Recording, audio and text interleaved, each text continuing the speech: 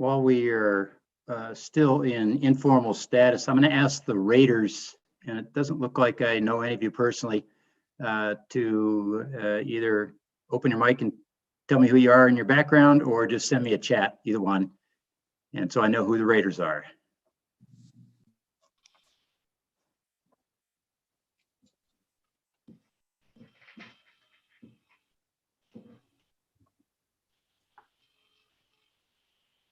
Good afternoon, Judge. I'm Peter Palabicki. I'm a deputy prosecutor from Adams County. All right. Thank you, Peter. Let me just make sure I get your name down here right. The beauty of Zoom is like it's right in front of me.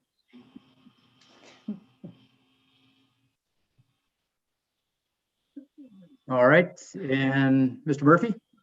Good afternoon, Judge. My name is Patrick Murphy. I am also a deputy prosecutor, but for Clallam County.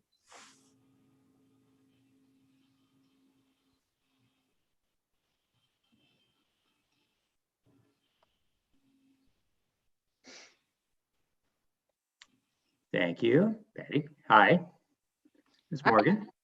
I'm Pat Morgan. I am a retired lawyer, currently a volunteer with our local services, and I was a court commissioner appointed in Mason County, working a lot in Thurston County. Yep, good to see you again. I haven't seen you in a while. And I have COVID hair. Nice to see you, sir, too. And Ms. Frickleton. Hi, I'm Brooke Frickleton, and I'm Associate General Counsel for the Building Industry Association of Washington. Okay, and I missed your first name. Oops, we're having a hard time audio here. Can you hear me okay? Yeah, try it again. First name? Brooke. No, I'm getting an echo, so I can't pick up. You want to just send me a chat and spell that? Thank you.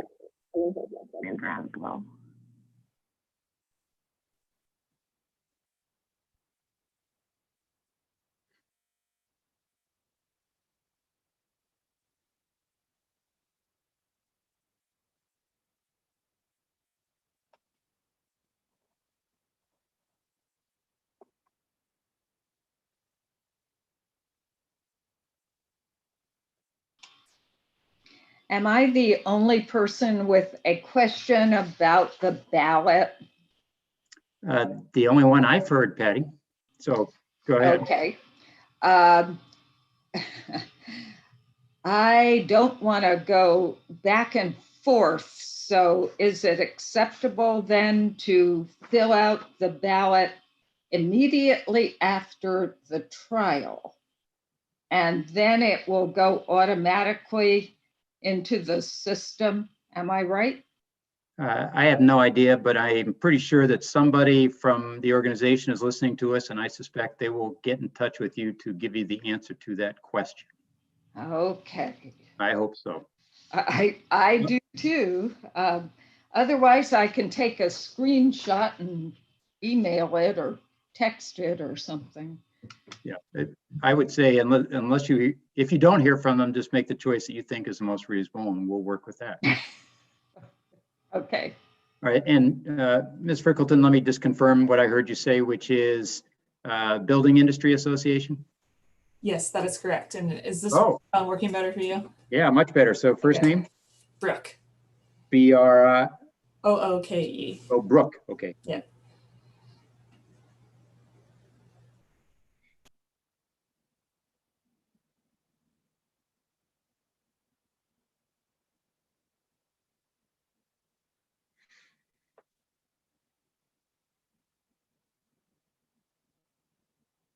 Thank you. And who's our designated timekeeper?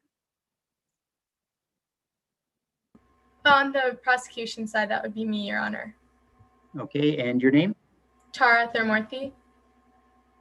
Yeah, sure. So spell your first name for me. Oh, Tara, T-A-R-A. Okay, and you pronounce your last name Thermort? Thermorthy. Okay. P-H-I-R-U-M-U-R. And it cuts off. T-H-Y. Okay, P-H-Y, thank you. Yes, of course.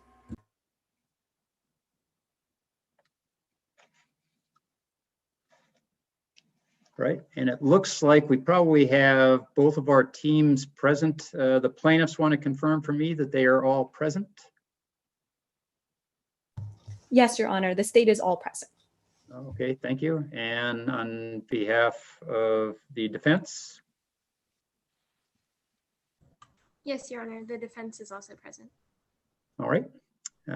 Anything administratively before we get started? Looks like we might get started 4 minutes early, which would be great, of course, for everybody. Your Honor, may the prosecution introduce ourselves? Sure. Good evening, Your Honor, opposing counsel, and members of the jury. My name is Olivia Lipinski. I use she, her pronouns, and today I'll be representing the state of Washington. Good morning, Your Honor, opposing counsel, members of the jury. My name is Victor Chang, and I use he, him pronouns. And today I will be representing the state of Washington. Thank you. Good evening, Your Honor, opposing counsel, and members of the jury.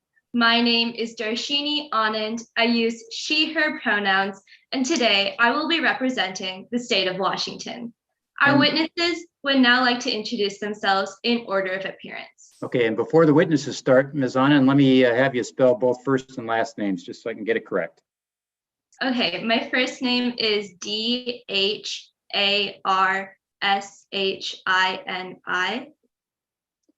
D-H-A-R-S-H. I-N-I. I-N-I, thank you. And last name is? A-N-A-N-D. Okay, thank you, Ms. Anand. Okay, and your witnesses?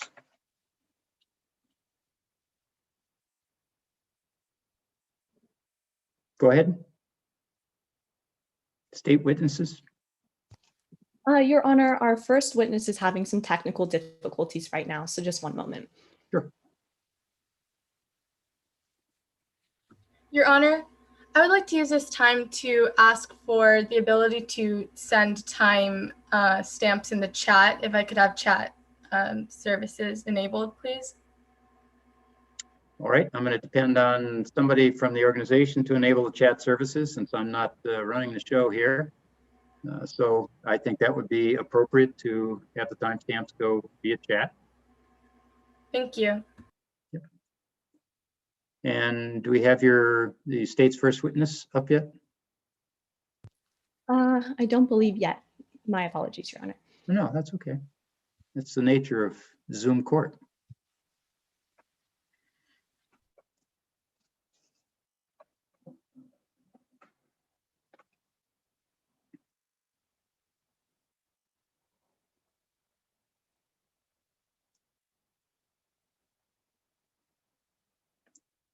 And Pat, did you see the note about the ballots under chat?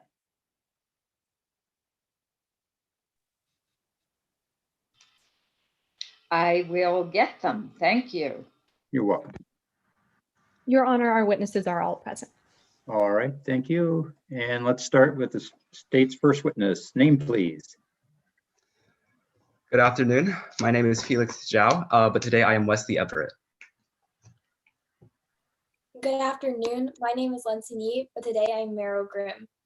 Okay, hold on. Don't you guys go too fast for my writing here. And witness number 2, tell me your name again. Lindsay Yee. Okay, spell your first name. Is it Lindsay?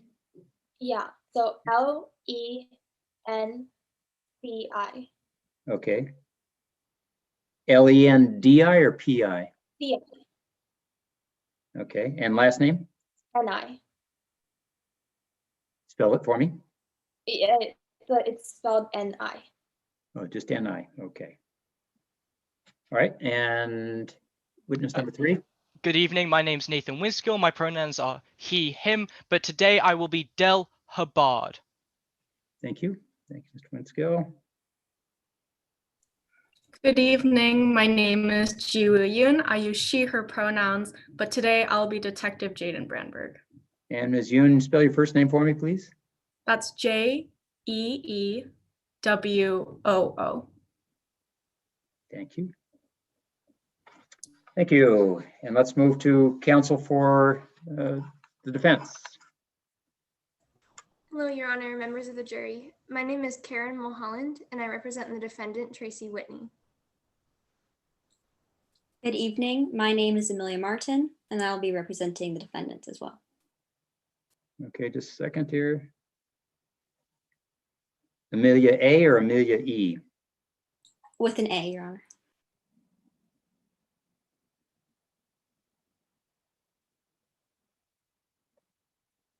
All right, third counsel. Good evening. My name is Amelia Rice, and I also represent the defendant, Tracy Whitney. Our witnesses will now introduce themselves in order of appearance. All right, Ms. Rice, A or E? A, Your Honor. Okay, thank you. My name is Madeline Morgan, and I will be playing Britt Smithson tonight. Okay, let me see. May I get the spelling of your last name, please? Morgan. Oh, Morgan. Okay, there we go. You're not related to Pat, are you? No. Okay, only by last name. My name is Marley Ritterott, and tonight I will be playing Aylin Strong.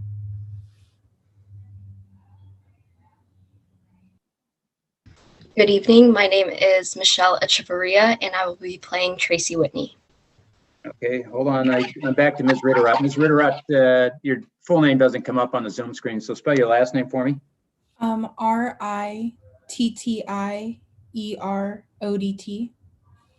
Thank you. And witness number 3, your name once again? I am Michelle Echevarria, Your Honor, playing Tracy Whitney.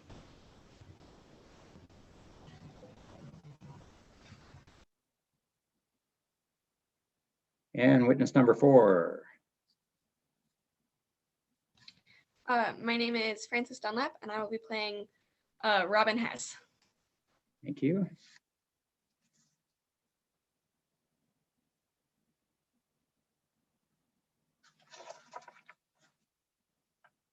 All right, counsel for the state, ready to proceed?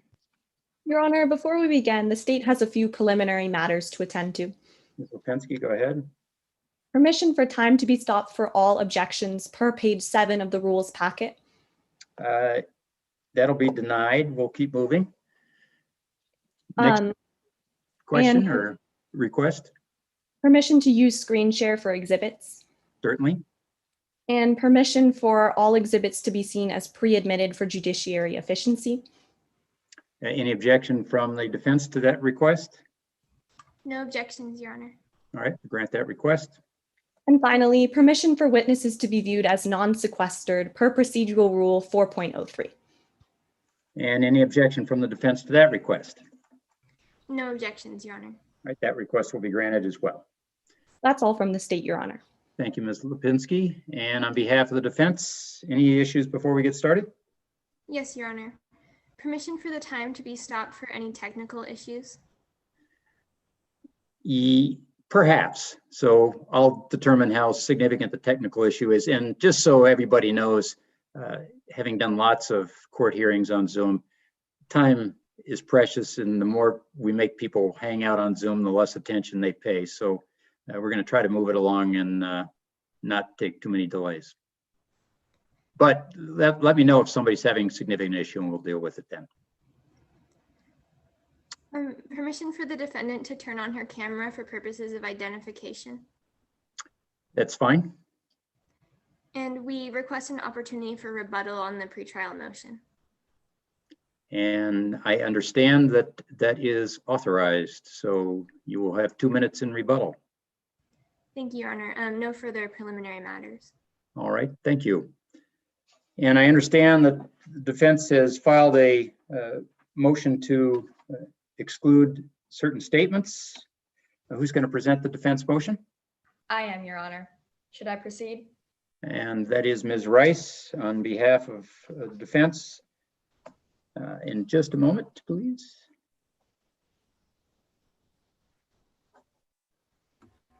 Your Honor, once again, I would like to ask maybe someone part of the program to turn on the chat so I can provide timestamps for the participants. All right, hopefully they've heard that. And Mr. Murphy, if they don't do that, then if you'll let everybody know when they have 1 minute left in any applicable time period, just open up your mic, say you have 1 minute, and that'll be the alternative to a timestamp. Yes, I will do so, Your Honor. Thank you. All right. Your Honor, I'm also a bailiff, and I have the chat enabled. So if I need to post in the time in the chat, I can do so. Okay, we have 2 timekeepers, and I'm sure they're going to work well together. So that should be excellent. Thank you. Thank you very much. And actually, timekeeper for the defense, may I get your name, please? Adrian Knight.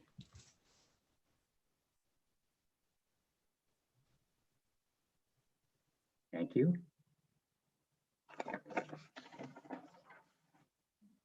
Ms. Rice, the floor is yours. Your Honor, the defense moves to exclude hearsay statements from evidence in accordance with Evidence Rule 801D, specifically subsections 2B and 2E. My client, Ms. Tracy Whitney, is the founder of a group called Debunking Mystery, or DMIT. DMIT is dedicated to the nonviolent removal of statues representing controversial historical figures. The state has charged my client with criminal conspiracy to commit the crimes of malicious mischief in the 1st degree and assault in the 2nd degree. The charges arise from an incident of September 16, 2019, when state witness Wesley Everett hit the Altenberry statue with a sledgehammer. An arm of the statue fell as a result, hitting a city groundskeeper and injuring them. The sledgehammer then fell from Ms. Everett's hands, causing additional injury to the groundskeeper. The state alleges a conspiracy from September 1st through September 16th. Defense witness Britt Smithson is one of the alleged co-conspirators. This motion seeks to exclude hearsay statements attributed to Ms. Smithson during a video conference between himself, Ms. Whitney, Ms. Everett, and others on August 22nd, 2019. This date is 9 days before the charging period. Following a report on the removal of a James Cook statue in Australia, in which a groundskeeper trying to defend the statue was pummeled by the crowd, Smithson spoke the following statements. "That's what we need here. If the council won't take down the blockhouse, we knock it down. If Grimm's minions get in our way, shove them out of the way. Who has that spirit here? Wesley, are you ready to go? Who is committed to the cause?" Your Honor, there are 2 main reasons why this speech is inadmissible. The first is the following quote from the sworn statement of Wesley Everett, which describes what happened just after Smithson's speech. "The microphone was not muted and Tracy might have been making a sound like, although it was hard to hear over Smithson. Maybe someone else was making the sound. There were other mics open." The phrase, is not specific enough to serve as proof of Ms. Whitney's acquiescence, which is a requirement for the admission of these statements. A similar sound is made when clearing one's throat. In addition, someone other than Ms. Whitney might have spoken. A fundamental aspect of the adoptive admission rule is that the one adopting the speech must have heard it. The evidence in this case is insufficient to prove this crucial point. In order for these statements to be admitted as adoptive admission, the state must establish that my client heard, understood, and acquiesced to the hearsay. Everett's statement goes on to say, Whitney said, "Thanks for the report, Britt, very interesting." Very interesting is inadmissible as well. The phrase is non-committal and, like does not mean that Ms. Whitney acquiesced. Very interesting is similar in nature to the statement of the defendant in State v. Hill 2018. The Court of Appeals held that those statements were not admissible as adoptive admission. In that case, the alleged victim had texted the defendant that he had pulled her hair for 3 hours. The defendant responded by texting back that, "You said let's be adults, so let's do that." The court held that the defendant's words did not manifest an adoption or belief in the truth of the victim's statements, but instead were more of a deflection than acquiescence. "Let's be adults" and "very interesting" are similar in that they are non-committal and transitional. Moving on to the co-conspirator rule, before the court can rule on the admissibility of any alleged co-conspirator statements, the state must establish that 1, a conspiracy existed, 2, that my client was involved in the conspiracy, and 3, that the statements were made during the course of the conspiracy. However, as the Court of Appeals held in the 1987 case of State v. Anderson, the prosecution cannot use the hearsay statements themselves to establish the conspiracy. Until the state comes up with sufficient evidence independent of the proposed hearsay, Ms. Smithson's statements are inadmissible. And at the end of the day, you cannot punish someone for their thoughts, only their actions. And the evidence in this case does not suggest that Tracy Whitney did anything. Thank you. Thank you, Ms. Rice. On behalf of the state. Yes, Your Honor. May I proceed? You may. Good evening, Your Honor. The prosecution respectfully requests that you deny the defense's motion to exclude statements made by Britt Smithson during a video conference on August 22nd, 2019. We ask the court to deny this motion for two main reasons. First, the evidence is not hearsay pursuant to Evidence Rule 801D2E, as these are statements made by a co-conspirator. Second, this evidence is not hearsay pursuant to Evidence Rule 801D2B, as the defendant has manifested an adoption and belief in its truth. First, Your Honor, these statements fall under Evidence Rule 801D2E, as these are statements made by a co-conspirator during and in furtherance of a conspiracy.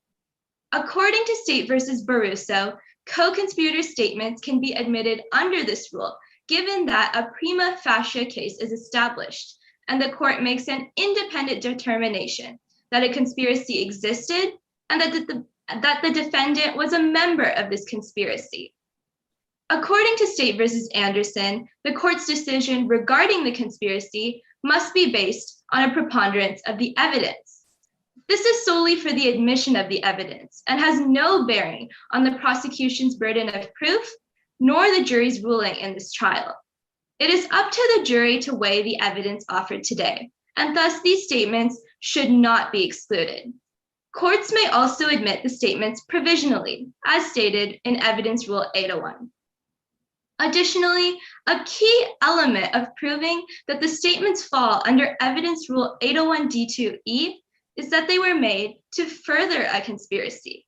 However, State v. Israel outlines that courts should generally interpret the in furtherance requirement broadly. Any statement made to induce further participation in the conspiracy is sufficient to meet this requirement. In our case, Your Honor, Ms.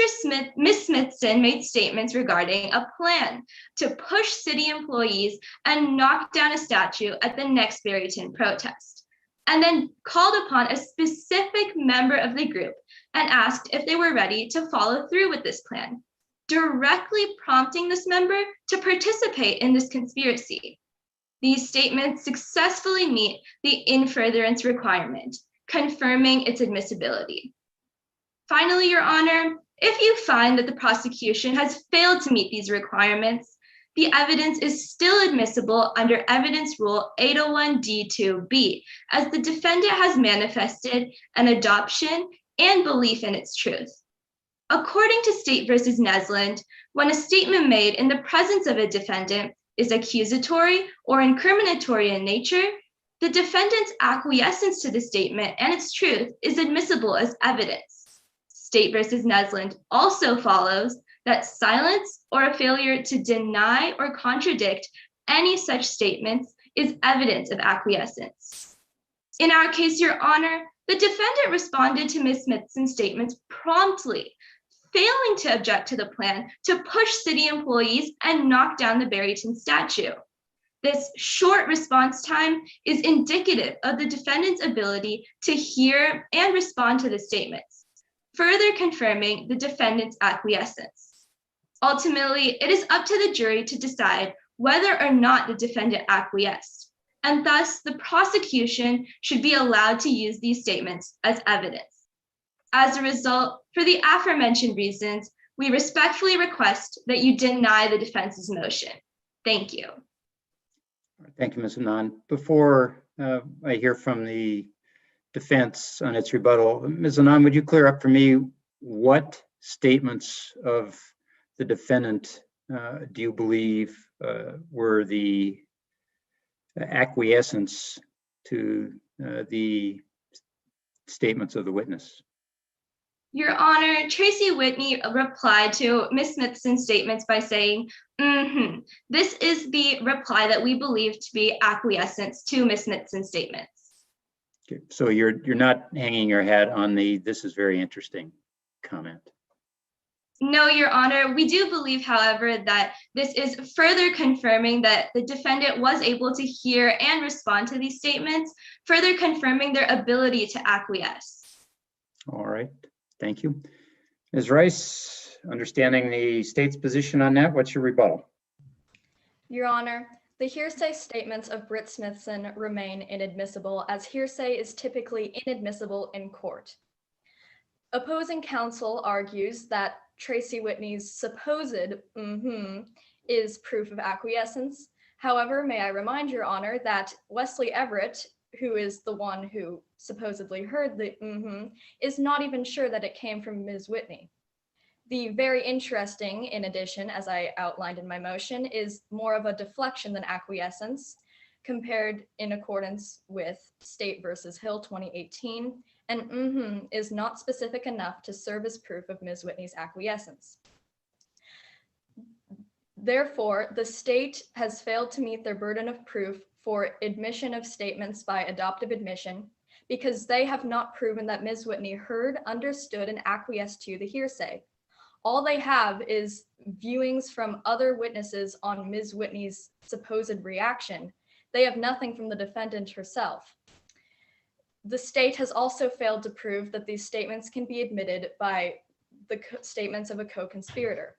In order for the statements to be admitted as the statements of a co-conspirator, the state must establish a conspiracy using evidence independent of the proposed hearsay. The state has not offered an iota of evidence independent of the hearsay in order to establish a conspiracy.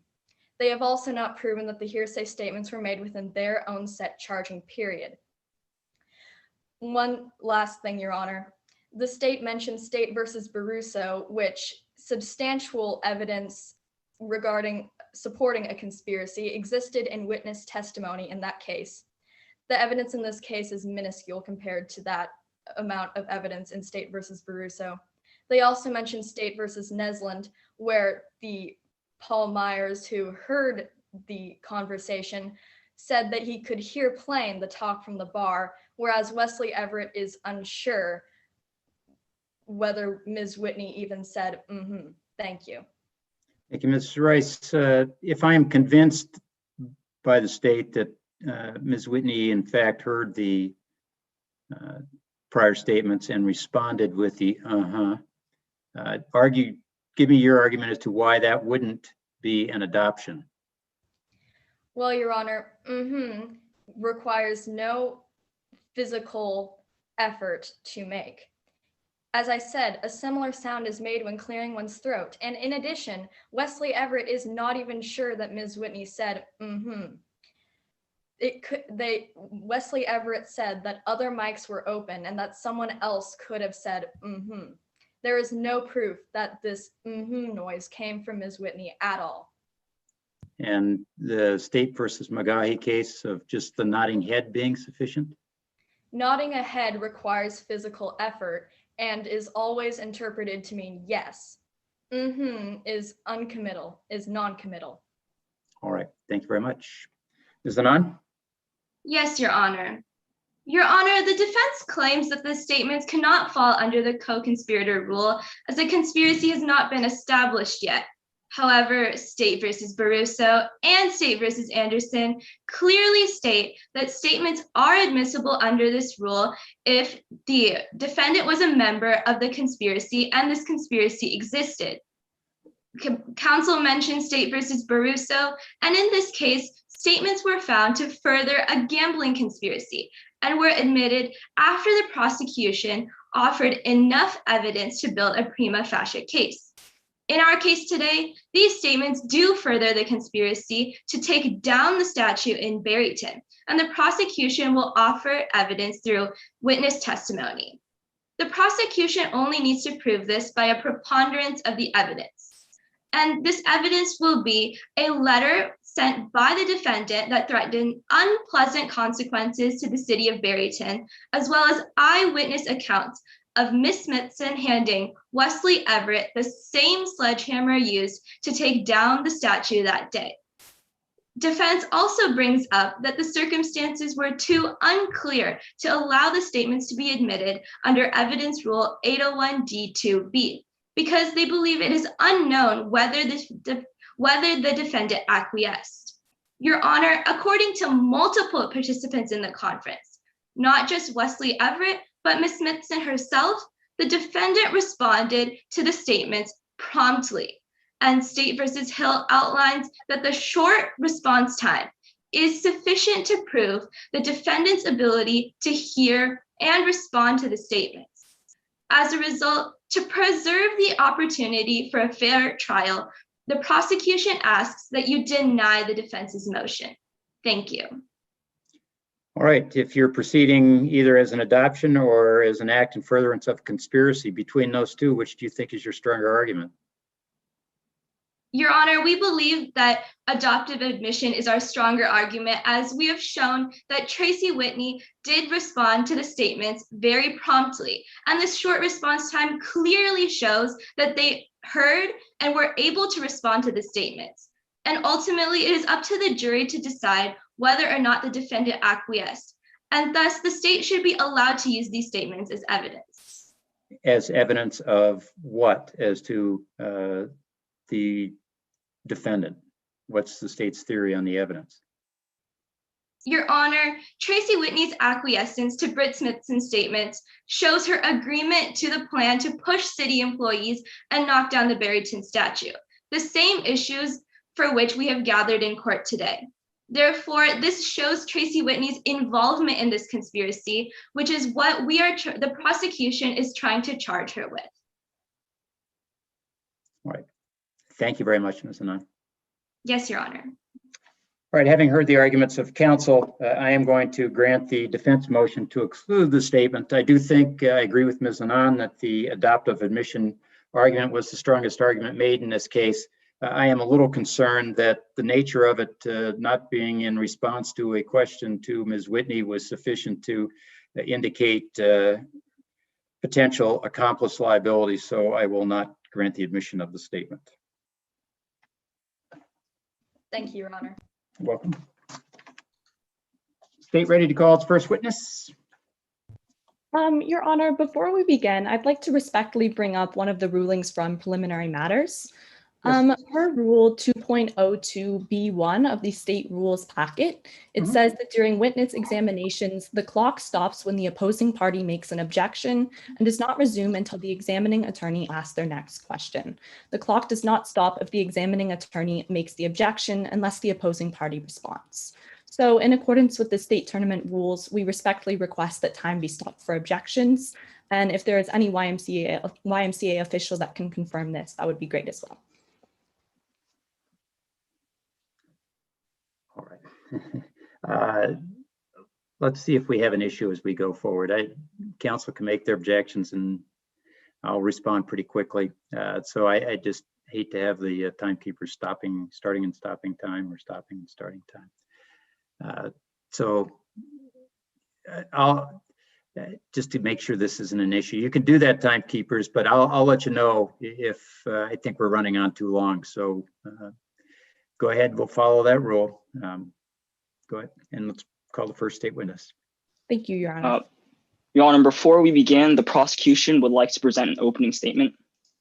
I thank you very much. That would be totally appropriate. Who's providing that statement? No, I will be providing it, Your Honor. Okay, and yeah, it's always a good idea to identify yourself as soon as you start talking, since we don't have you sitting in court. Okay, and it's Mr. Shen. Yes, Your Honor. Okay, thank you. Go ahead. Words become weapons when they spread a violent message. Words can become so powerful that left a man, Del Hubbard, disabled for life. In 2017, Tracy Whitney started debunking myth story with the goal to destroy all statues. And since then, she's been able to destroy the statue of Alton Berry, a famed but controversial figure. Here, Tracy Whitney used words to command Wesley Everett into destroying the statue and assaulting Del Hubbard. Her words became the weapons she yielded to destroy a statue and destroy a life. Today, The state of Washington has charged Tracy Whitney with malicious mischief in the first degree, criminal conspiracy, and assault in the second degree. We must prove these points beyond a reasonable doubt, which means that the only reasonable explanation for today's case is that Tracy Whitney's words became weapons when they spread a violent message. Today, you'll meet Wesley Everett, who joined the Barryton DMIT chapter in 2018, where he took part in taking down the statue of Alton Berry, located in Barryton, Washington. Soon, he began to hear about a strategy communicated only to inner circle members, which was to act with violence. And as a devoted member, Wesley Everett was to be at the forefront. Today, he will show you a series of texts and emails that reveals Tracy Whitney's goals for violent destruction, encoded as the phrase energetic tango. Remember this phrase. Wesley Everett will explain that when said by Tracy Whitney, this phrase would command him at a protest to destroy a statue and everyone in the way. Everett's claims will be confirmed by Detective Jaden Brandberg, an expert in criminal codes, who will analyze the contents of the official DMIT website. She will confirm that energetic tango, as well as other phrases on the website, encourage violence not only the statues themselves, but to the people who stood between them. She will confirm that Tracy Whitney's words spread a violent message. But members of the jury, these messages led to threats. In 2019, Meryl Grimm, the mayor of Barryton, received a letter that threatened her, the city, and its employees with unpleasant consequences if the statue was not removed. This letter was signed by Tracy Whitney herself. On September 16th, 2019, city maintenance leader Del Hubbard was at cleanup duty on DMIT's fifth and final protest, a day that would change his life. Here, he heard shouting eerily similar to energetic tango. He saw Whitney's face flash on screens. Suddenly, Tracy Whitney's face filled up the screens, yelling the final command, energetic tango. Nearby, Wesley Everett picked up on the signal and was forced to act. He will tell you how he was handed a sledgehammer by Whitney's accomplice, Britt Smithson, which he used to destroy the statue. Nearby, Del Hubbard will tell you how he moved in to stop Wesley Everett. But you'll learn that Wesley Everett had orders to sweep aside anyone in the way. In the end, the statue of Alton Berry was destroyed, and Del Hubbard's skull was smashed with the sledgehammer, causing irreversible brain damage, mental scarring, and making him disabled for life. Members of the jury, Del Hubbard loved his job, but since that day, he could never work again. These were Tracy Whitney's unpleasant consequences. Throughout today's trial, I would like you to pay attention to three things: what Tracy Whitney wanted, what she said, and what she got. Because here, you'll find the truth that Tracy Whitney intended for violence, that Tracy Whitney agreed with Wesley Everett to cause violence, and that Wesley Everett intentionally carried out the violence. Words become weapons when they spread a violent message. At the end of today's trial, my co-counsel Olivia Lipinski will show you the laws and the evidence of today's case proves Tracy Whitney guilty of all charges. Thank you. Thank you, Mr. Shen. On behalf of Ms. Whitney. Yes, Your Honor. Good evening. My name is Amelia Martin, and my co-counsel and I have the pleasure of representing Tracy Whitney in today's case. There are 4 details in this case that we know are fact. 1, we know that on September 16th, 2019, the city employee Del Hubbard was injured and the Alton Berry statue vandalized during what started as a peaceful protest. 2, we know that Wesley Everett attacked the Alton Berry statue with a sledgehammer, which caused these damages. 3, This all took place at the 5th planned protest by the Pine County chapter of Debunking Mystery, also known as DMIT. And 4, we know that the International DMIT Organization was created and run by Tracy Whitney from Ohio. So what connects my client with what happened here in Washington on September 16th?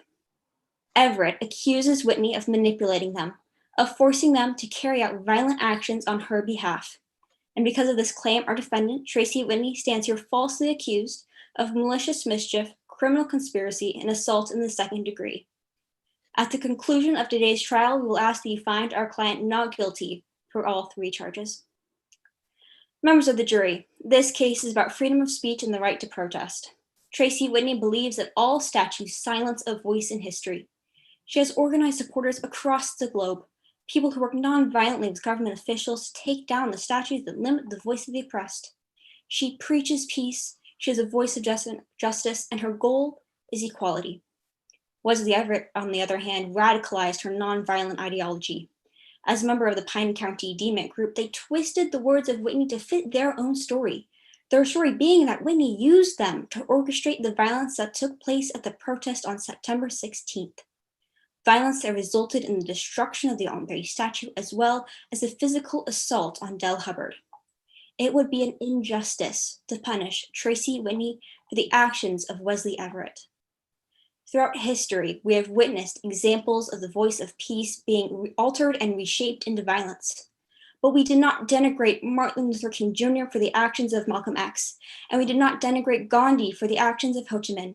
The ideas were not punished. The actions were. The same should be true for Tracy Whitney. The prosecution will also tell a story that Tracy Whitney manipulated Wesley Everett through coded language and secret meetings. You will hear from the prosecution the phrase energetic tango, an alleged code for violent action.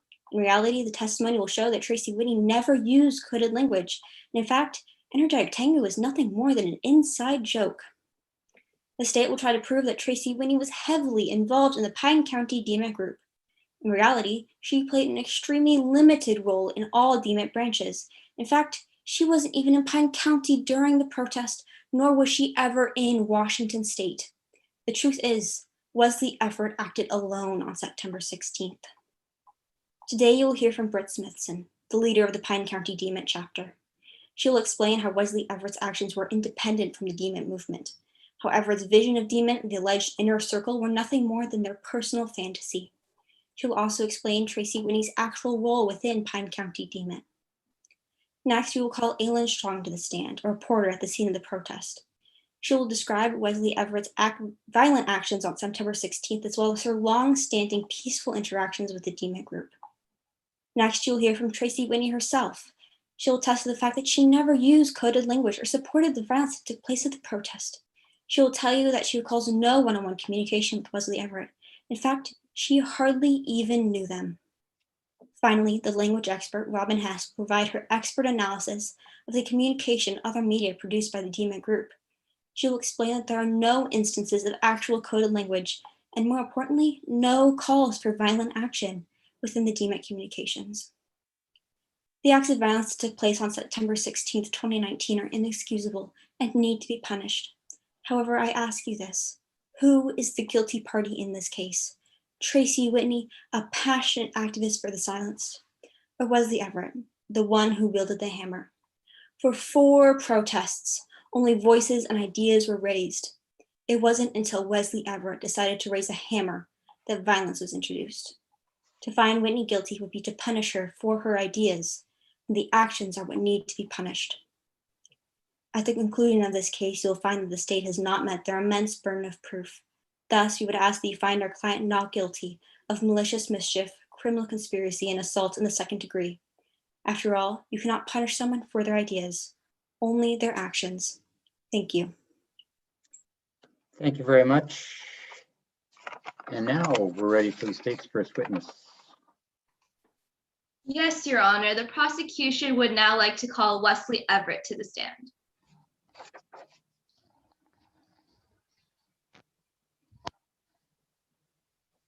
Good evening. Please state your name and spell your last for the record. Good evening. My name is Wesley Everett, Everett. Mr. Everett, what do you do for a living? Well, I'm living out every nerd's dream as a video game designer. However, for a while, I also became more involved in an organization called Debunking Mystery, which aims to destroy all statues. And how did you join this organization? Well, for a couple of years, my only form of social interaction was playing video games in my apartment, so I knew I needed to branch out. I used the Meet Me app to find Debunking Mystery in 2018. I thought it was the perfect fit for me. The president of the chapter, Britt Smithson, seemed to befriend me right away, or so I thought. Do you know someone named Tracy Whitney? Unfortunately, yes. Smithson introduced Tracy Whitney to me as a founder of DMIT and gave me her contact info. What was your communication with her like? She told me how we might need to use violence to destroy statues, which was kind of odd, but obviously that wasn't talked about publicly. The weirdest part, though, was that she insisted on using encryption and kept deleting our messages. I asked her why we couldn't just use Discord like I use for gaming. I mean, the programming and user interface is absolutely fantastic. I'm sorry. Anyways, she absolutely refused. Now let's shift our focus to April 2019. What were the goals of DMIT at that time? Tracy emphasized that the Barrington DMIT chapter was ready for civic action and that our goal was to take down the statue of Alton Berry at the front of the city hall. What actions were taken against the statue? Well, at first we sent a demand letter, which was completely ignored. Then we started doing a few demonstrations and sending messages to the mayor, which were also ignored. Did you attend all of these demonstrations? No, Whitney said that I shouldn't go to the protest so that I could bail people out of jail if necessary. It all seems so suspicious, but I didn't want to lose the two friends that I had, so I just went along with it. Anyways, apparently the support started to dissipate after the fourth protest. Were you directly communicating with Miss Whitney at this time? Yes, we sent some emails back and forth in August and September. Would you recognize a copy of those emails if shown to you in court today? Yes. Now screen sharing what has been previously admitted as Exhibit 4. Now, could you read this first email from Miss Whitney for the court, starting with time? Bailiff, yeah. Time for talk is almost over, and once time for action begins, you'll be in the forefront. How did you interpret this message? Whitney seemed to be giving me my own opportunity to take actions after talks with the mayor had failed. After several messages had been exchanged between Whitney and I thought this was the right way, the only way to accomplish her goals. I mentioned this earlier in emails too. I say, I'm up for anything and will listen for your signal as agreed. You just used the word signal. What was this signal? Well, there was this signal that Whitney would use all the time, energetic tango, which was a cue to start taking direct, violent action.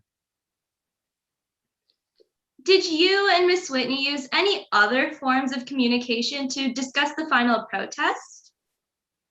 Well, of course there was the encrypted app, but obviously we weren't able to recover all of those messages. Would you recognize a copy of some of those messages if shown to you in court today? Yes. Now screen sharing what has been previously admitted as Exhibit 5. Now, could you read this first text from Miss Whitney for the court? Ready to bring the hammer down tomorrow? How did you respond to this message? Well, I didn't know the significance this had held for the future, but at the time, I just thought that it was a signal that we would be taking direct action soon. I replied, see you then, say the words, E.T., E.T., E.T. I was agreeing to bring down the hammer once Whitney said energetic tango. Now let's discuss the final protest. What were you assigned to do? I was supposed to be live streaming the entire event. Near the end of the rally, Tracy Whitney's face appeared on the screen of the tablet that I was using to live stream and shouted, "Energetic Tango," and then disappeared. It was obviously my cue. So what did you do after hearing Energetic Tango? Well, Smithson slapped me on the arm and told me to go, so Hearsay. I followed Whitney's orders and... Objection, Your Honor, may I be heard? Yes, Ms. Mulholland, go ahead. Hearsay. What's hearsay?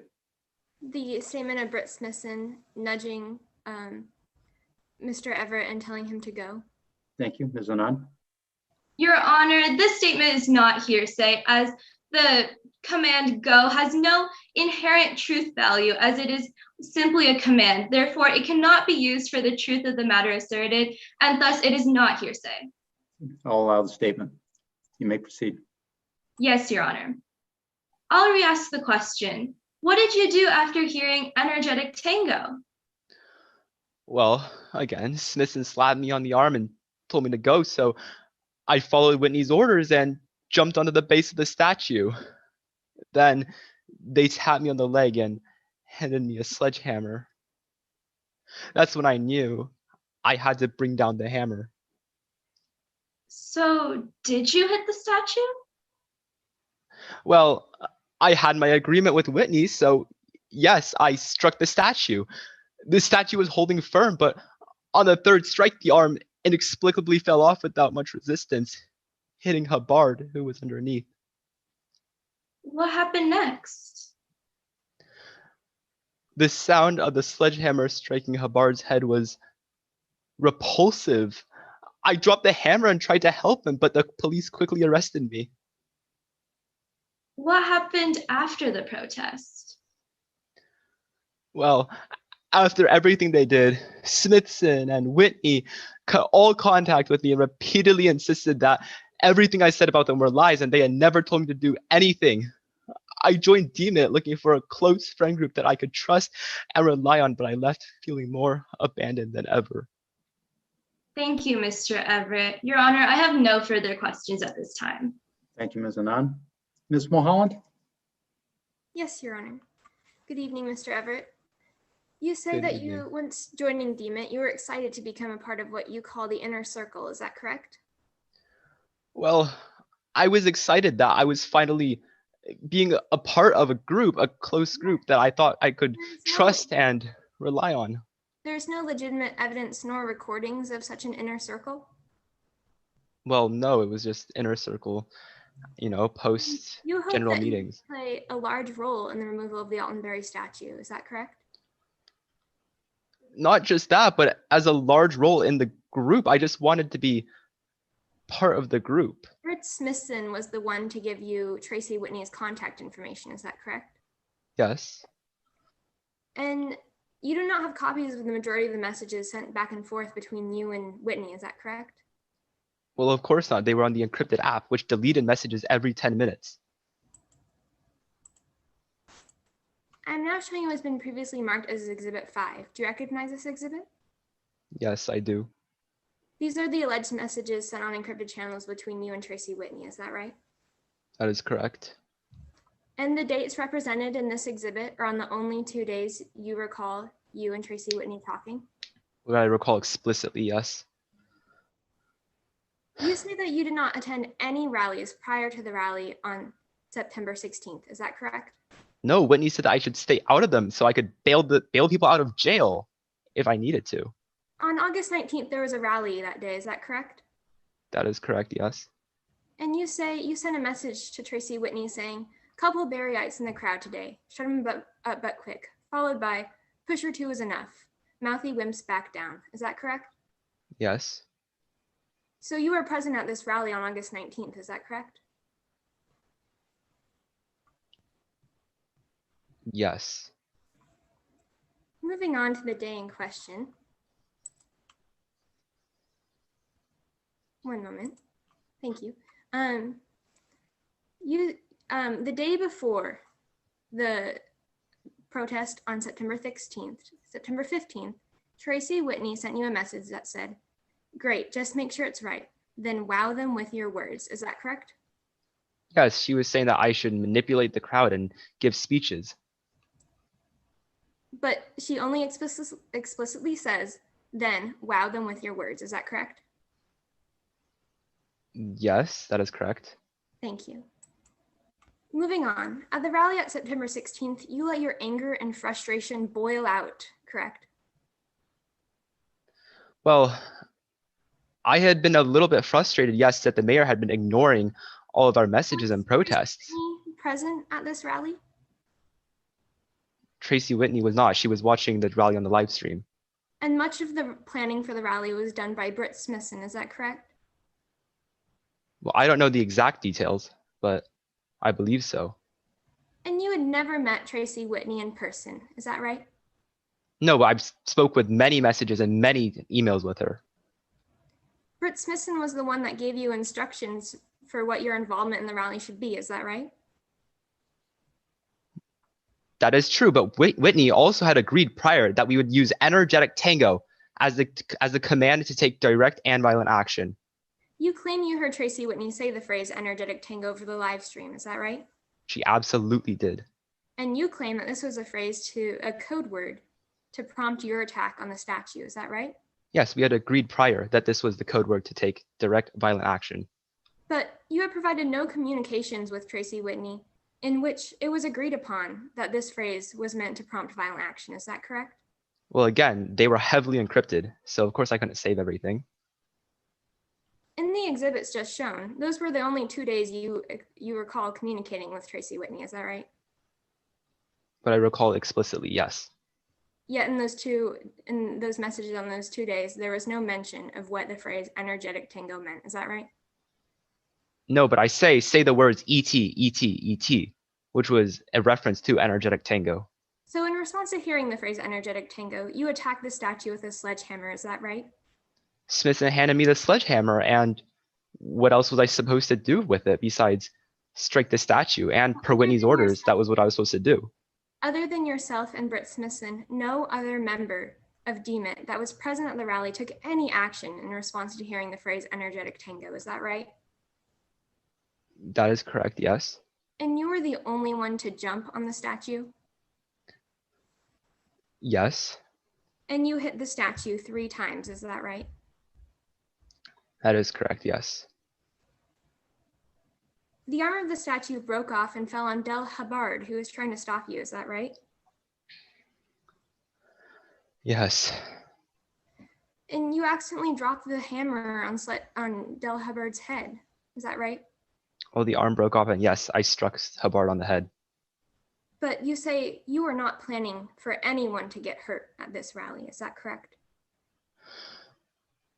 After the talks with Whitney, I was taking reckless actions, and even if I didn't ultimately mean to hurt anyone, it was Tracy's orders that caused me to take these reckless actions, which ultimately cost Hubbard to be disabled for life. And you were arrested that day, is that right? Yes, I tried to help Hubbard up, but was tackled to the ground. You have already been charged and pled guilty to malicious mischief and reckless endangerment, is that correct? Yes. But you are still awaiting your sentencing hearing, which has been postponed until after this trial. Is that right? Of course. And my testimony today, my honesty in today's testimony, is what determines how my sentencing will be given. Yes, you say in your statement that the sentence the prosecution will recommend in your upcoming criminal hearing will depend on your testimony in this case. Is that correct? Of course. Objection, my honesty. Your Honor. More prejudicial than probative. May I be heard? You don't need to. Overruled. Ms. Mulholland, you may go ahead. Thank you, Yes, Your Honor. I have no further questions. All right. Thank you. Ms. Anand, any redirect? No redirect, Your Honor. This witness may be excused. All right. Mr. Everett, thank you very much for your testimony. The prosecution. Go ahead. I apologize, Your Honor. No problem. Go ahead. Next witness. The prosecution would now like to call Meryl Grimm to the stand.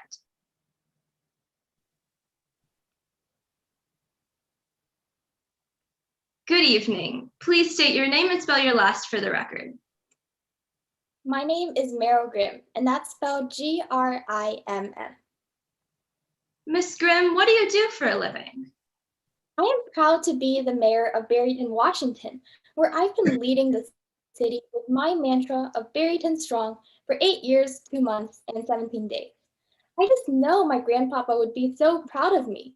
My great-grandfather is the founder of Barryton, if you didn't know. Could you tell us a bit more about your great-grandfather? Well, Barry is responsible for establishing our reputation as a city of industry and prosperity. And because of all of this, the statue was built to honor him and all of his work for Barryton. What was the city's reaction to the statue? I mean, obviously, the majority of people cherished it and also fought to protect it. But there was just a small portion of bond funds that were used for the maintenance around City Hall, and that included the statue. And there were just those few critics at first, including Smithson, that showed up at every council meeting, filling up the public comment period with the same exact complaints. What happened next?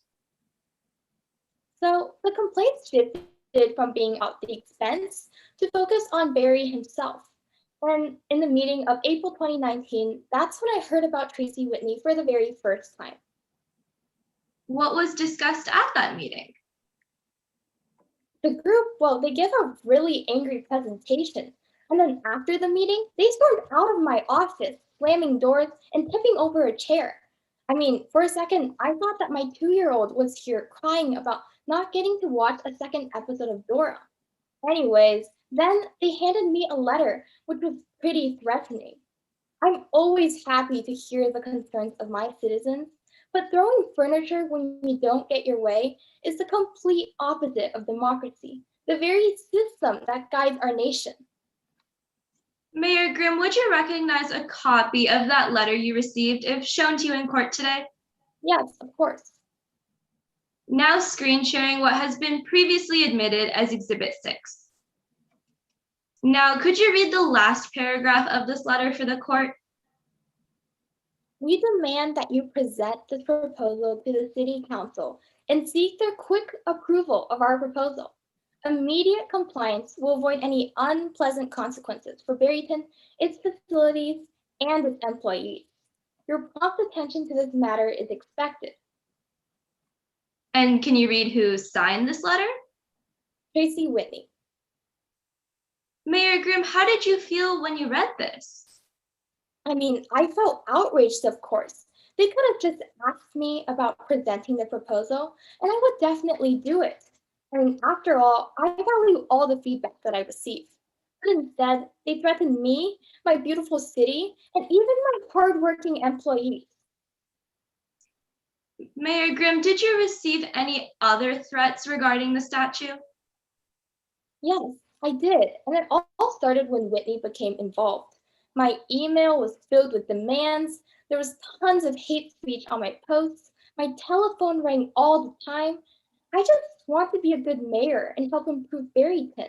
I love both my city and job so much, and it seriously hurts to see people who don't feel the same. Let's shift our focus a little bit. What other actions were taken against the statue? There were many protests, 5 in all. There were also rallies on Mondays, where huge crowds camped out in plazas all day, blocking City Hall for other citizens and demanding action. It almost reminded me of when my kids were in line to go see Taylor Swift, but a lot more chaotic.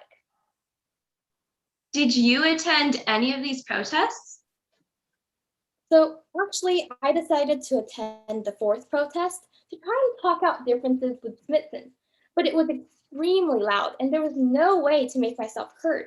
The crowd was saying things like energetic tango. Objection, hearsay. Your Honor, may I be heard?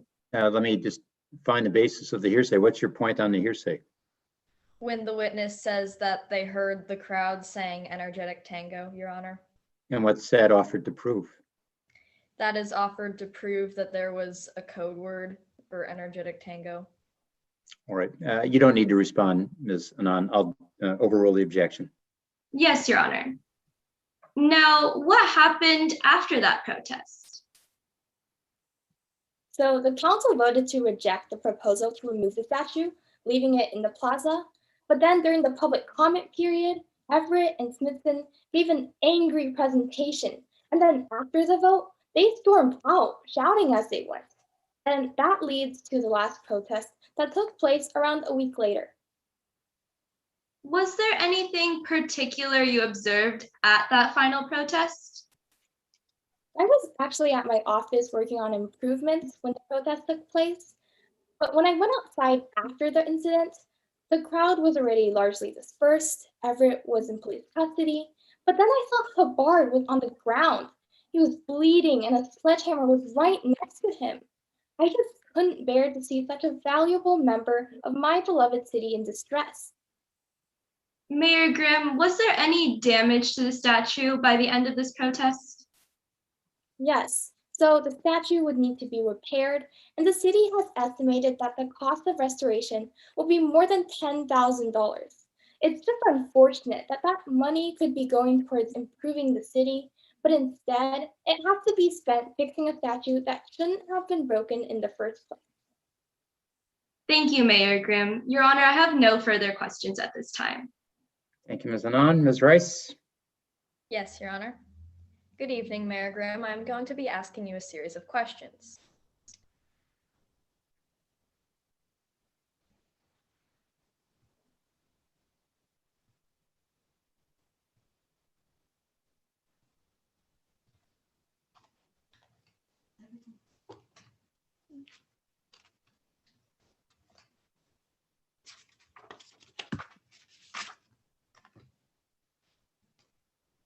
Are you not related to Dalton Berry? Yes, I am, and I'm really proud that I'm related to him. After all, he's the one who inspired me to run for being mayor. And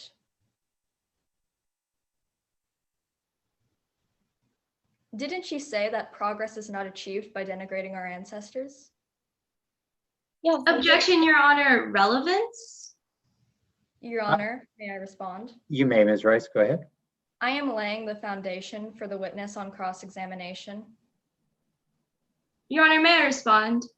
Well, let me find out from Ms. Rice.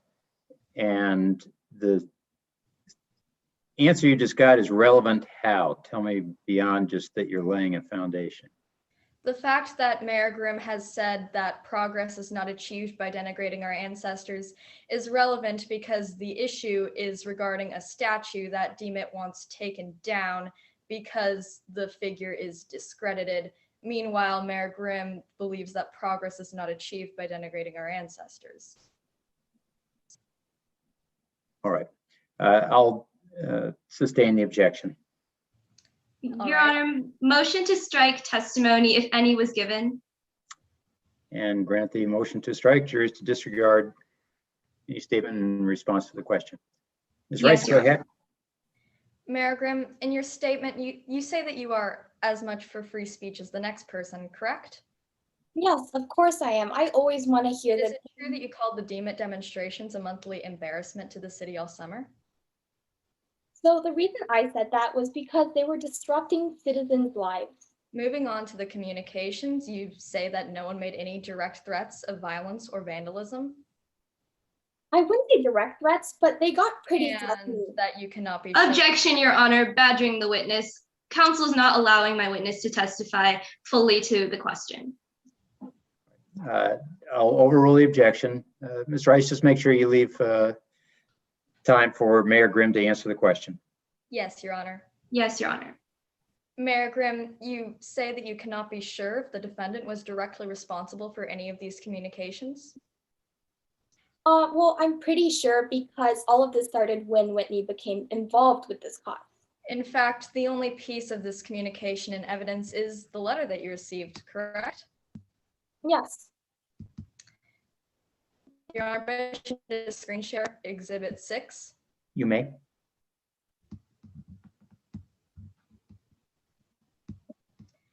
Mayor Grimm, I'm showing you what has previously been admitted as Exhibit 6.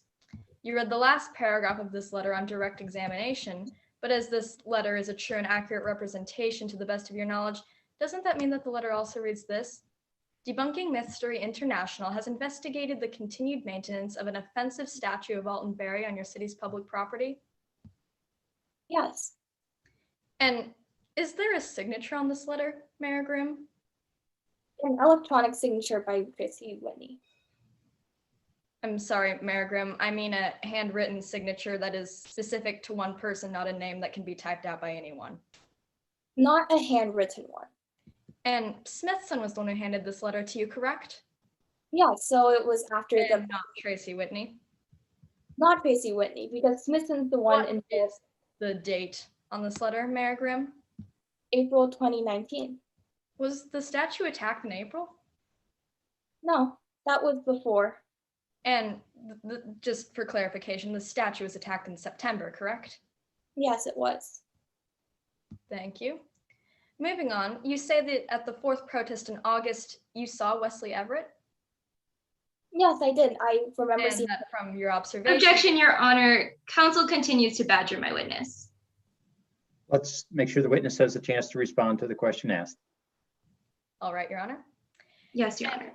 That from your observations, Wesley Everett appeared to be very outspoken and rough with other members of the crowd? Yes, I do remember seeing that. And you were not directly present for the demonstration in question in September? No, I was in my office, but I went after the demonstration occurred. Yes, you went outside and the crowd had largely dispersed and Everett was in police custody, correct? Objection, Your Honor. Compound question. I'll allow the question. Yes, Your Honor. Mayor Grimm, when you went outside, the crowd had largely dispersed and Everett was in police custody? Yes, and along with that, I saw Hubbard on the ground bleeding. Finally, you say that you do not know Tracy Whitney personally?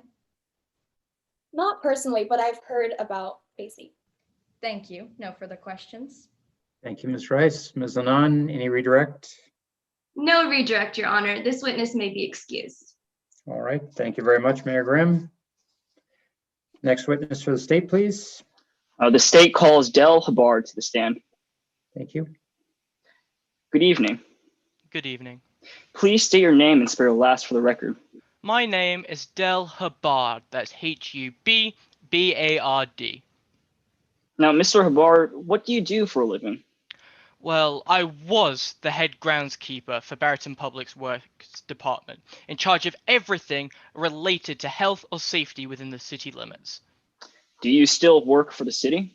No, unfortunately, due to the injuries that I was sustained at a so-called DMIT protest by a DMIT protester, I have no longer been able to work at a job that I loved so dearly. Now, which protests did you attend? I attended the 3rd, the 4th, and the 5th protest. And why were you at these protests?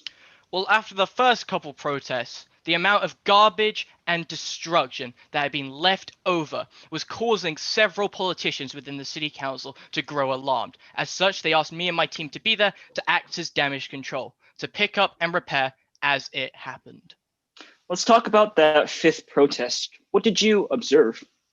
It was an extremely chaotic environment. There was about 200 people packed into this tiny plaza. Everyone was shouting and screaming. I heard several revolutionary chants, including blockhouses coming down, a house of cards collapsing, and one that sounded eerily similar to Energetic Tango. Your Honor, may be heard. I didn't hear. Was there an objection made? Yes, Your Honor. Objection to hearsay. All right. And Mr. Chen, you want to address that? Yes, Your Honor. Under Evidence Rule 8032, an exception to hearsay is excited utterance. As Mr. Hubbard already established that the protesters were in a chaotic state, there is sufficient knowledge for it to be able to testify to this testimony. Therefore, this is not hearsay. Your Honor, may I respond? Briefly, Ms. Rice. As Mr. Hubbard has said, the protesters were chanting, which indicates a sense of order, not a random excited utterance. All right. The statements don't seem to be offered for the truth of the matter asserted. I will overrule the objection. Thank you, Your Honor. Mr. Hubbard, please continue. That was all I was going to say. There were several of these very inflammatory chants, including one that was very similar to Energetic Tango. And did anyone respond to these phrases? Well, the entire crowd grew riled up, but there was one individual in particular. This individual I later was told was Wesley Everett. How did you react to this? I saw Wesley Everett run towards the statue. He was then handed a sledgehammer by who I now identify to be Britt Smithson. Upon looking at this, I realized something bad was about to happen. I looked around, I looked at local law enforcement, I looked at other officials that were there. No one was going to stop the inevitable. So I knew it was upon me to have a hero moment. I ran over there in order just to talk with Wesley Everett, to just stop him before he makes a mistake that he will regret. And Unfortunately, I was unable to stop him. And what did Wesley Everett do with the sledgehammer? He started swinging it at the statue, over and over. And what happened to the statue? There were several bangs, clangs, and then a sickening glurch noise. The arm of the statue fell off, striking me on the shoulder, my collarbone, and breaking it in 3 different places. Then, all of a sudden, all went black. I was later told that my skull had been fractured wide open by a sledgehammer, leaving me knocked out. I have to ask, how has this incident affected your life? Well, on top of the months of therapy and rehab I've had to go to even regain a sense of normalcy, I will never be able to work in a physical environment again due to the long-lasting injuries resulting from it. But on top of that, I have had severe psychological trauma. I am suffering from PTSD, depression, and anxiety, all of which were brought on from the sheer fact my skull was fractured in half.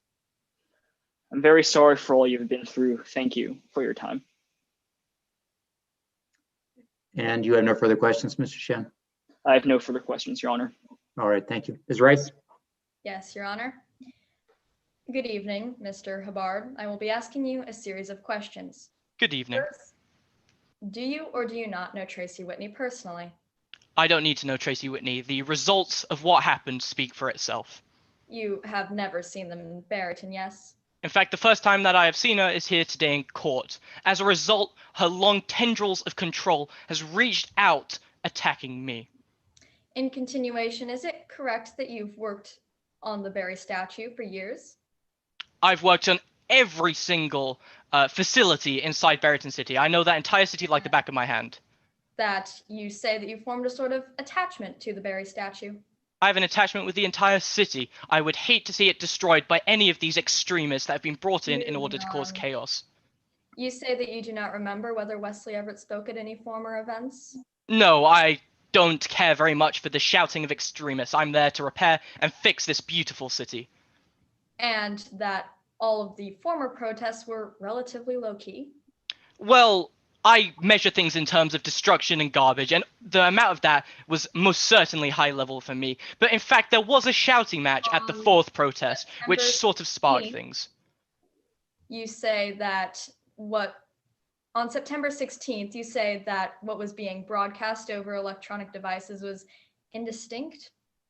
Yes, as I said, I didn't have a device of my own. I don't like electronic devices, but the chants that were being said speak for themselves. And that it is unsure as to how many voices were speaking on the present devices? Yes, it seemed to just simply be a speaker system. Were making a lot of noise on their own accord? As I said on direct, there was chanting of the revolutionary nature, including Energetic Tango. You saw Smithson and Everett at the protest, correct? I saw a lot of people. Those were just a few. Not Tracy Whitney? No, but I am pursuing the legal action because this is Tracy Whitney's organization. organization. From your observations, angry? Sorry, can you ask the question? You seem to have cut through me. When you approached the statue, Everett became, from your observations, angry? He seemed very angry at the statue before I even approached him, but yes, he seemed to even grow even more frantic. It was clear that this was what he was told. And Everett was the one who injured you, right? That was what I was told. Unfortunately, I had my skull cracked in half, so I have no recollection of the event. Everett was wielding the sledgehammer when you approached the statue, correct? When I approached, he had been handed the sledgehammer by Britt Smithson. Just to clarify, you tried to climb up on the base of the statue after Everett had hit it a couple of times? Yes, I wanted to stop this. He was swinging the sledgehammer from Britt Smithson. Finally, in your statement, you say that what Demet did were rantings, correct? They were ranting, chants, And just is it general accurate screaming. that until the unfortunate incident with the sledgehammer, I'm no sorry, you're one- gonna have to say the question again. You spoke through my answer. Is it accurate that until the unfortunate incident with the sledgehammer, no one was taking any direct or physical action in the crowd? Well, as I said on the fourth protest, there was this pseudo shouting pushing match, which I feel might have started a few of these instances. But no, I have no recollection of there being any hospitalizations, arrests, etc. from any of the others. But my focus is the grounds itself. I don't bother with the legal matters. Thank you. No further questions. Thank you, Ms. Rice. Any redirect, Mr. Shen? No redirects, Your Honor. May this witness please step down. Mr. Hubbard, thank you for your testimony. And next witness for the state, please. The state calls Detective Jaden Brandberg to the stands. Good evening. Please introduce yourself and spell your last name for the record. Good evening. My name is Jaden Brandberg. That's B-R-A-N-D-B-U-R-G. Some call me Jaden Brandberg the iceberg because they say it can be cold sometimes. I don't find it very funny though. Ms. Brandberg, what do you do for a living? I'm the lead investigating officer for the Major Crimes Unit of the Barryton Municipal Police Department, the only full-time member of my unit at that, but honestly, I can't say I mind. All I need is my job in the gym. Can you describe your educational backgrounds? Of course, I obtained my criminal justice degree in a college near Jacksonville, Illinois, where I was born and raised. And can you describe your past work experience? Of course, after obtaining my degree, I worked as a general officer for around 3 years or so until I transferred into a highly elite unit of the Drug Enforcement Agency, the DEA. And that was also where I received my special training. What is your relation to today's case? Well, after speaking with Wesley Everett, the suspect in this case, and being called to the scene of the Plaza Hammer assault, as my colleagues call it, I was tasked to investigate the involvement of a local organization called Debunking Mystery in the events of this protest. My main focus for my investigation was to analyze the communications within the Barryton chapter of Debunking Mystery by decoding any possible criminal codes or conversations. You mentioned decoding criminal codes. Can you describe any experience you have in that field? Of course. In the DEA, I was required to take special training in deciphering coded language, and I was quite good at it, still am. For 6 years, I analyzed thousands upon thousands of coded conversations until, of course, I moved here to Barryton. It's actually ranked the best small town in America, and if you know me, I only settle for the best. What methods did you use in your investigation? Well, initially I looked at the frequency of words or phrases used by various members during interviews. Next, code can be deciphered through what the code editor values. In this case, perhaps values such as myth and history, hence mystery. For example, if any detective were to try and decode any code written by me, they should definitely first look at my regular 2-hour workout routine. Do other experts in your field use those same methods? Yes, they do. This is quite a common practice in our field. I'd like to focus on your investigation into DMIT website pages. Would you recognize a copy of a DMIT website page shown to you in court today?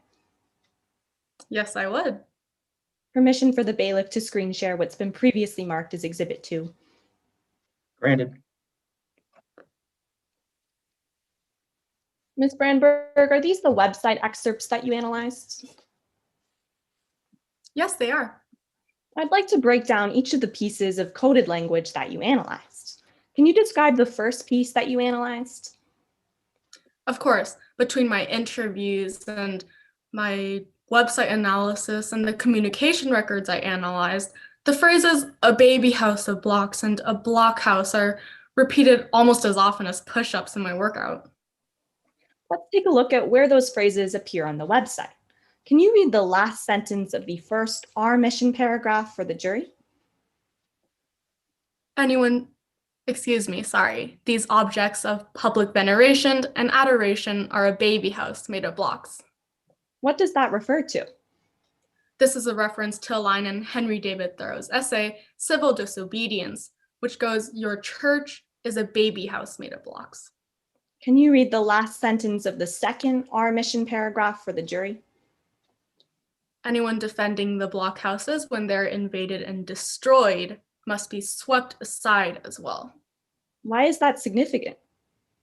Well, by using Thoreau's non-violent connotation of baby house made of blocks and altering it, here Tracy Whitney manipulates the meaning of the original context, adding almost a violent connotation to the original quote, which subtly signifies the need for direct action. Let's move on. What was the second piece of coded language that you analyzed? The next piece of coded language I analyzed was the phrase energetic tango. This was a classic example of criminal coding. Takes me back.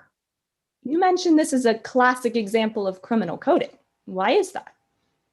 Well, in my expert opinion, Tracy Whitney deliberately and consistently selects an image which is not at all correlated with history or its interpretation, the essence of what Dima is about, correct? This deliberate attempt to move away from the group's essential interest only further highlights the importance of the hidden message. Okay, let me interrupt for a moment. We seem to have two different times here. The defense timekeeper is indicating time is out, and plaintiff's timekeeper indicates 2 minutes left. Yeah, Your Honor, I have 1 minute, 36 seconds left on our timer. Okay, and defense, you want to make an argument about that, or are we going to agree that we have 1:36 left? I'll allow plaintiff to finish their line of questioning. Oh, thank you. All right. You have 1 minute, 36 seconds left in your questioning, Ms. Lipinski. Go ahead. And what does energetic tango allude to? The phrase energetic tango alludes to a similar phrase often used by violent extremist groups and right-wing militia. As the movie Breaking 2 Electric Boogaloo, where the quote originates, had a very overall negative response from the public, it bore a common meaning, an unwanted sequel. And what is the significance of energetic tango in today's case? Well, the phrase energetic tango changes both the energy reference and type of dance, which subtly signals to the group that the next writing of history is both imminent and violent. This makes for the perfect piece of coded language for attack and action, especially if said by someone at the top of a criminal hierarchy to someone under their leadership. This relationship perhaps shown by Tracy Whitney and Wesley Everett, respectively. Finally, can you describe any conclusions you came to based on your analysis? Of course, based off of my expert opinion, the code words debunking mystery uses signifies the need for direct action. While seemingly a peaceful and non-violent group, debunking mystery advocates for violent and aggressive behavior to achieve their goals at any cost. Thank you. No further questions. Thank you. And on behalf of the defense, the cross-examination, please. Oh, yes, Your Honor. Before I begin, can I get a time remaining from the bailiff? Yes, you're at 4 minutes and 13 seconds left. Thank you. Detective Brandberg, you're the lead investigator of this case, correct? Yes, good evening, I am. Yeah, and you didn't arrive at the scene of the protest until 30 minutes after the attack. No, of course not. The roads are actually quite clogged up during that time. In the morning when I go to the gym, it's always quite open, so I miscalculated my... Moving ahead, Detective Brandberg, can you please just answer my question with a yes or no? Of course. And at this point, nearly all witnesses had left the scene. Yes, I believe so. Thank you. And you weren't able to get a statement from everyone that was there? No, I was not able to. But you did talk to Aylin Strong? I did. She actually showed me some video footage that she captured, and we also spoke. Mm-hmm. But this video that she provided you was poor quality, and you couldn't really see any details. Yes, it was quite messy, and it's quite battered up as well. Thank you. And you claim that there's a way to digitally enhance the video sent to you by Aylin Strong? Well, I do know that there are many technologies that can clean up some Thank messy videos, of course. It's also true that despite this, you didn't take the video in as evidence. Yes, as I was going to mention before, the video was so messy, and I believe that, in my expert opinion of several years actually, I would rather spend my time focusing on my main focus for my investigation, which was analyze. Badgering the witness. The witness was in the course of the answer. So Ms. Martin, when you've asked that question, let the witness answer it. Of course. You also visited Everett at the station right after the protest, correct? Yes, I did. And you were able to talk to Everett about the case. Yes, but he was babbling nonsense. Yes, he was. You're skilled at deciphering codes, correct? Yes, I am, quite. So you've been educated to understand speech and language patterns? Yes, I am. And yet you were unable to understand Everett? Objection. Well, yes, of course. Okay, hold on just a second. Ms. Lipinski, nature of the objection? Objection, relevance. Overruled. I'll allow it. Can you continue, Detective? Could you repeat your question, please? Okay. And yet you were unable to understand Everett? Yes, of course. Although I do have quite extensive experience in deciphering coded language, still someone speaking nonsense at our first glimpse of interaction can be quite confusing. Thank you. You have nearly 20 years of experience in law enforcement, correct? Yes, I do. And so you were taught to take notes while talking to a witness? Yes, I am. And yet you failed to make any record of this conversation with Everett? Yes, I do, but I do remember what he did say, and I did not believe that I needed to take notes with my interaction. Well, let me clarify. There's no official record of this conversation? No, there are none. Thank you.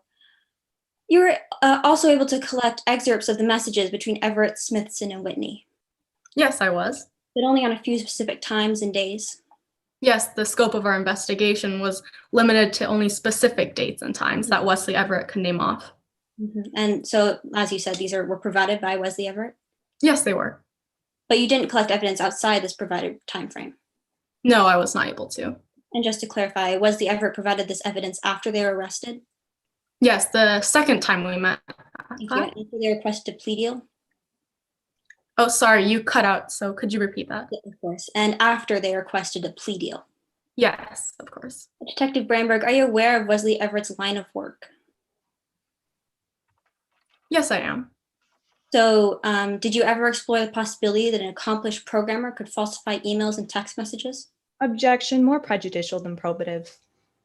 Overruled. I'll allow it. Detective, can you answer the question?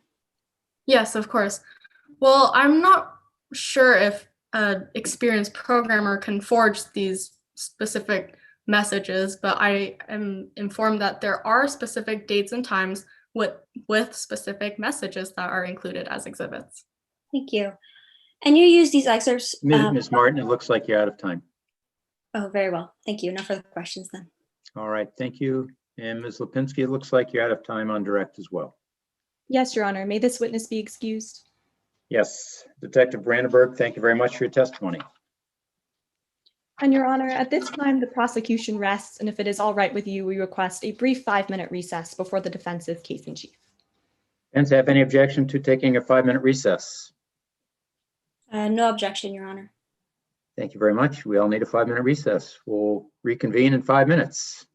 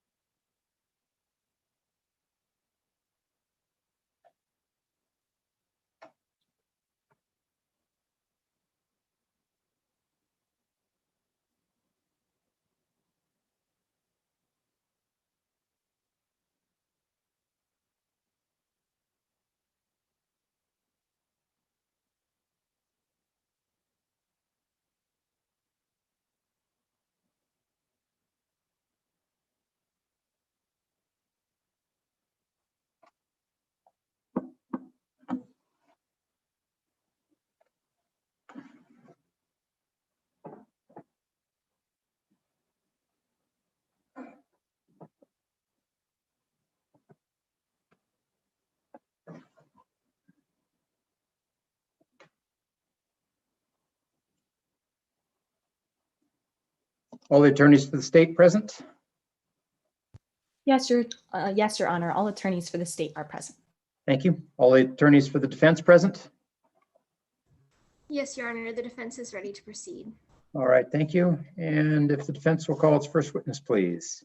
Of course, defense calls Britt Smithson to the stand. Thank you. Please state your name and spell your last for the court. Britt Smithson, Smithson. And tell us a little bit about yourself, Miss Smithson. I own a construction company here in Barryton, but I've also done several projects in Alki City. And I'm also a hobby historian on the side, dedicated on finding out more about our history here in Barryton. And what did you come to learn from your research? I came to learn that our history here in Barryton is not what has always appeared to be shown in our history books. Mm-hmm. And what did you do with your concerns? I formed the Pine Out Historical Society, which was in 2017, but after a while, since we were just rehashing our ideas, and so we were getting close to disbanding, and I found the DMIT group where we eventually joined as a formal chapter. And why did you choose to join the DMIT group specifically? We share a lot of the same ideas and goals, but in the end, we are more of a franchisee than an actual chapter. Mm-hmm. And what was the group's goal exactly? Our group's goal was to take down the Alton Berry statue, but the main DMIT group was to take down statues. Mm-hmm. And how did the group function? I would start the meetings, and then we'd talk about our ideas and goals after, and then after the meetings, I would inform Tracy Whitney about what had happened during them. So Tracy Whitney, what was her role in the group? She's the head of DMIT, but I would just inform her what had happened at each meeting. Mm-hmm. And how would you contact her? I would contact her over a encrypted channel. Mm-hmm. Do you have a record of these conversations? I do not. They were all on my laptop. So why don't you have them with you? My laptop fell in the river when I was working on a construction site. Thank you. And what about the phrase energetic tango? Does that sound familiar to you? That is a joke nickname that we gave to Tracy Whitney after a video surfaced of her bad dancing. Moving on, what role did Wesley Everett play in your branch of DMIT? Wesley Everett started coming after a while, and they were relatively new, so they were still kind of getting comfortable, but after a while, they started sharing more of their opinions and ideas. Eventually, after a while of this, they started to take things more to an extreme point of view. And inner circle meetings, were they a part of those? The inner circle was me and my friends going out after the meetings to just have fun and just talk about stuff, but eventually they did come to those. Thank you. So could you just define the inner circle of your group, please? It was me and some friends going out after meetings and getting drinks. Thank you. And video conferences, did Everett participate in those? Yes, and those were always purely operational details also. Thank you. And now September 16th, could you describe the events that took place? I was coming from a construction site, and so I was in my work truck which also held my tools, including the sledgehammer in Exhibit 1. And I had put Wesley Everett in charge of the live stream, and so me included, people gave speeches, and towards the end, I saw that what Everett had in their hands was bigger than a tablet, and I look over just as they jump onto the statue and start hitting it. Thank you. And so what role did you give Everett at the protest? I put them in charge of the live stream. Thank you. So was Everett directed to destroy the statue? Never. Thank you. And what did you notice about Everett's actions during the protest? During the protest, Everett seemed really excited about what might happen. Objection, Your Honor, speculation. May I be heard? Briefly, Ms. Anand. Your Honor, Ms. Smithson just testified to Leslie Everett being excited about the protest. This is speculation as she is testifying to someone else's mindset. All right, thank you. And Ms. Martin, did you want to address the objection? I can just move on to my next question, Your Honor. Well, I'll overrule the objection, so you can ask that one if you wish. Of course. Your Honor, motion to strike any speculative testimony from the record. No, I overruled the objection. Oh, yes, Your Honor. Ms. Smithson, would you like to reiterate what you just said? No, we can move on. Okay. So you weren't expecting Everett to act the way he did? No, I didn't. And how has this event impacted you? Our group, our chapter has been shut down, but it has also affected me at work and other places where I see people. Mm-hmm. And no further questions at this moment, Your Honor. All right, thank you, Ms. Martin. Ms. Anand, cross? Yes, Your Honor. Good evening, Ms. Smithson. Good evening. Now, I'd like to talk to you a little bit about your chapter. You started this as a study group back in 2017. Yes. And then you rebranded that group as a DMIT chapter in 2019. Correct. But you didn't agree with all of Tracy Whitney's philosophies, did you? No, I did not. That's why I'm more of a franchisee in the end. Some of her ideas for direct action seemed too aggressive.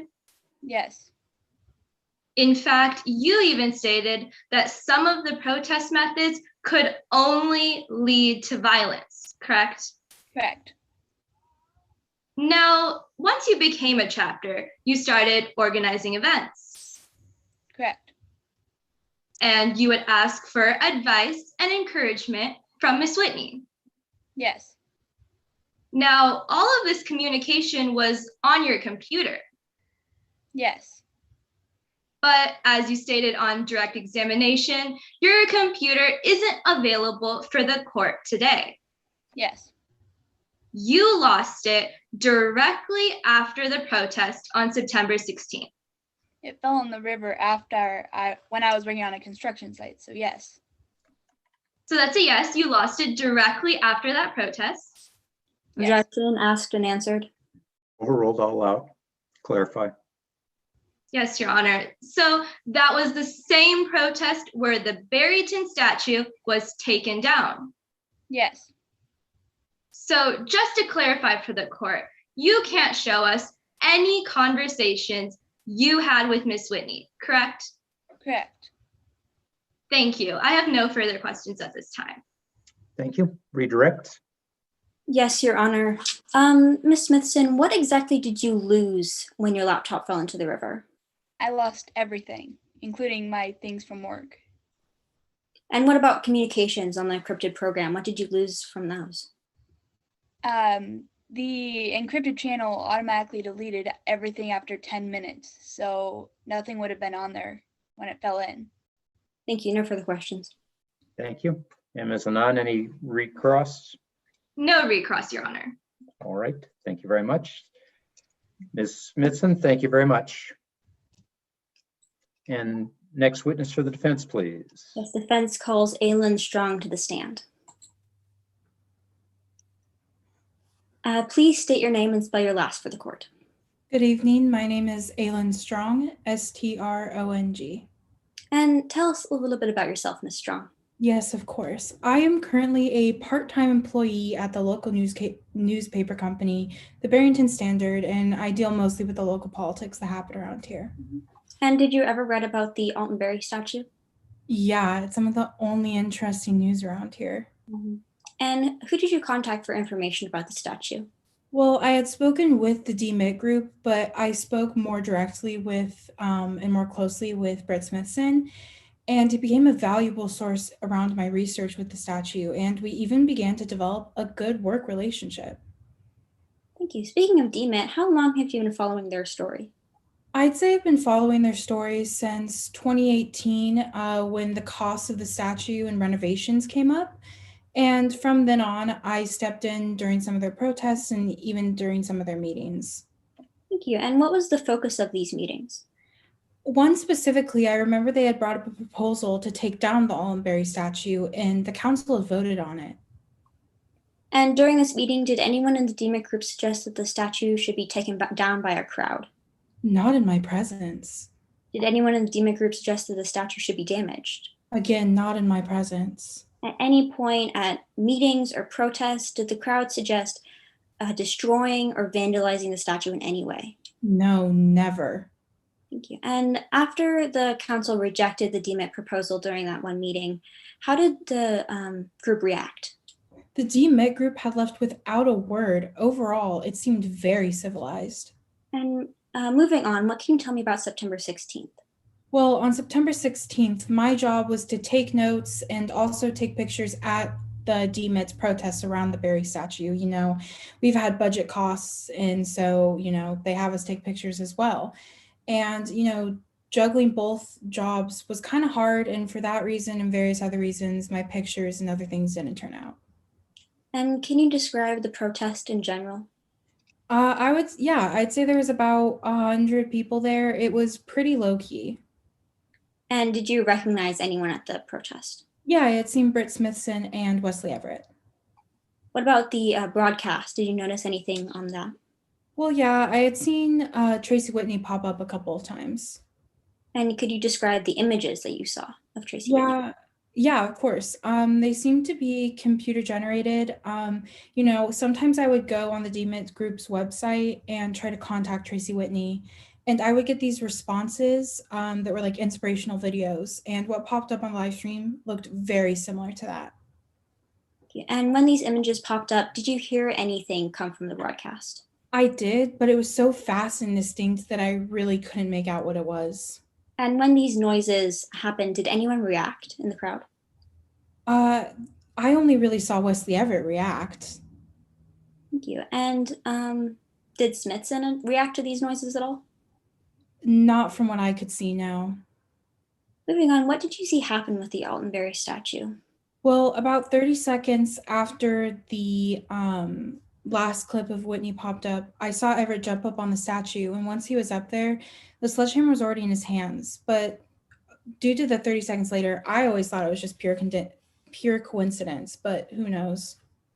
Thank you. And when this happened, what did you observe in the crowd? I mean, everyone seemed so surprised. I mean, Smithson even seemed to be shaking. Next thing I knew, Dell was on the ground and the crowd was gone.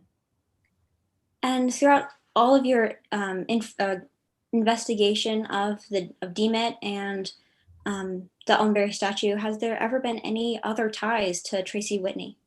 I mean, over my years of investigation with the Altenberry statue, the only tie I ever found between Tracy Whitney and the Altenberry statue was when she popped up on the live stream a couple of times during the protest.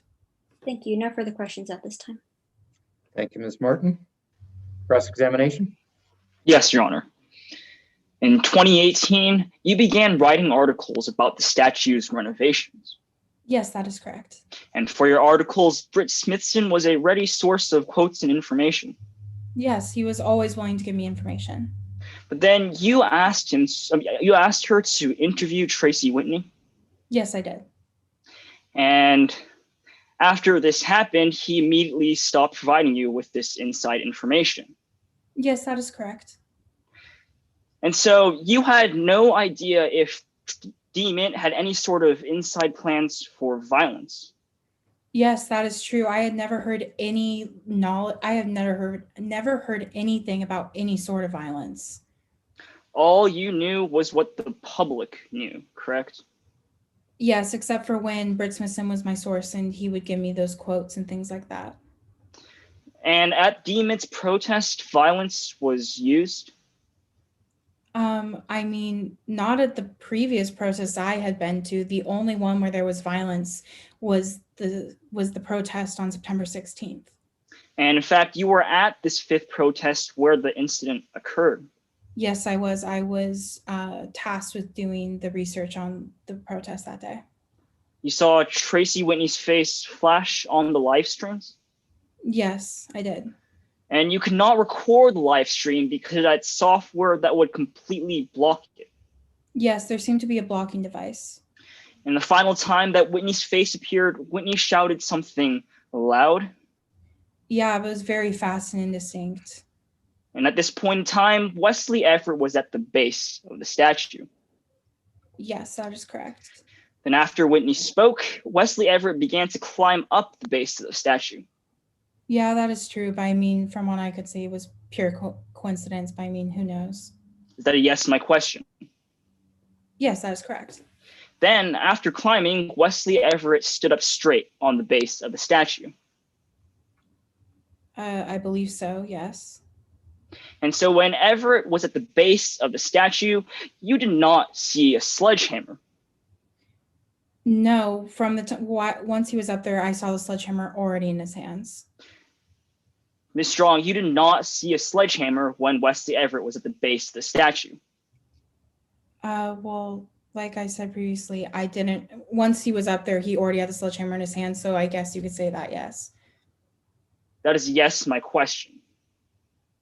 Yes. Then, while Everett was climbing, you did not see a sledgehammer. No, like I said previously, I just, from what I saw, he had already had a sledgehammer in his hands once he was. Is that a yes? While Wesley Everett was climbing, you did not see a sledgehammer. No, I didn't. And so then when Wesley Everett straightened up on the base of the statue, that was the first time you saw the sledgehammer. Yes, that is correct. And that first time you saw a sledgehammer, Britt Smithson was standing directly next to him. I believe so, yes. Thank you. No further questions. Thank you, Mr. Shen. Ms. Martin? Yes, Your Honor, briefly. Could you describe quickly what happened at the protest when the statue was attacked? Yes, of course. I had been paying attention to the live stream, and that last image of Whitney popped up, and 30 seconds later, Wesley Everett had jumped up on the statue. I think it was pure coincidence, but I mean, who knows? And next thing I knew, the sledgehammer was in his hands. He had hit it, and everything happened so fast. The next thing I knew, the crowd was gone and Dell was on the ground. Thank you. No further questions. Ms. Martin and Mr. Shen? No recross, Your Honor. All right, thank you. Ms. Strong, thank you very much for your testimony. Next witness, please. The defense now calls Tracy Whitney to the stand. Ms. Whitney, could you please state your name and spell your last name? I am Tracy Whitney, Whitney. Ms. Whitney, could you please tell us a little bit about yourself? Of course. A very important thing about me is my passion for history. I am a former professor of history at multiple community colleges. However, I left as I felt my talents weren't completely appreciated. Now I am the founder of the group Debunking Myth Story. What is Debunking Myth Story? Debunking Myth Story, shortened to DMYT, is an international organization composed of small local chapters. Members discuss historical topics that are directly relevant to their area. Another main aspect and goal is to protest the existence of statues that all too often serve the purpose to oppress the powerless. How do these local chapters work? They run mostly independently, out of my control. Anyone can decide to start up their own chapter and begin recruiting members. They do use common material that is off of my website, and I do try to provide my help whenever asked for. However, DMYT is international. There's so many chapters going on that my involvement in each is quite limited. How do you communicate with members? We communicate both through email and encrypted channels. Why do you communicate through encrypted channels? I truly believe in freedom of speech and giving safety to all my members. As my organization is international, I know that some members don't have the same rights or freedom that we do here. It's simply a safety precaution to keep all my members safe, no matter where they are. Moving on, what can you tell us about Britt Smithson? Britt Smithson was the chapter leader at Barrington. They were in charge of organizing demonstrations and recruiting members. Smithson did a lot of the grunt work when it came to contacting the City Council of Barrington, and I supported their efforts at the best of my abilities. But again, my involvement in the chapter is quite limited in all chapters. What can you tell us about Wesley Everett? I knew Wesley Everett was a member in DMIT, but I personally didn't know much about him. I witnessed their completely sudden outburst on the live stream of the protest, and I was shocked by the behavior he portrayed. Did you ever communicate with Wesley Everett one-on-one? Actually, I don't recall any communication that I might have had with Everett, but it is completely possible that I did. There's so many members and chapters going on at once, it's quite hard to keep track of every single conversation that I have. Your Honor, permission to share my screen to present an exhibit? You may. Thank you. Ms. Whitney, I'm now showing you has been previously marked as Exhibit 5. Do you recognize this exhibit? Not specifically, no, but these do look like the encrypted channels that DMIT uses. However, I'm not sure how a copy of them would exist, but these look like standard messages that could be sent from myself and any DMIT member. These are alleged text messages sent between you and Wesley Everett. Do they look familiar to you? Again, these look to be from the encrypted channels, but I recall no communication with Everett. And so, could you please read the first message you sent on September 15th? I said, ready to bring the hammer down tomorrow. And what did you mean by this? If I referenced a hammer, I was probably trying to communicate a metaphor of the hard work DMIT members do to make their voices heard towards the public, to make their ideas heard, and use the right to protest to influence the public. Could you please read the second message you sent on September 15th? I said, great. Just make sure it's right. Then wow them with your words. I'll be listening. You should too. What did you mean by wow them with your words? It seems that I was simply trying to convey to emphatically use your words towards the public. For example, at the Barrington rally, members were prepared to give speeches. The violent actions Wesley Everett portray does not line up with what I encourage or what other members were planning to do. Miss Whitney, I'm sorry. I would like you to look over this exhibit from the day before the rally in question. Do you see any instance in which you told Wesley Everett to show violent behavior at the rally? Objection under evidence rule 403. This is needlessly cumulative. Overruled. I'll allow the question. No, I do not see an instance where I specifically tell Wesley Everett to portray violent actions or even reference violence. Thank you. Moving on, did you ever communicate with Wesley Everett via email? Again, it is completely possible that I did, but I recall no communication. I also have staff members that have access to emails, so some emails could be sent from them as well.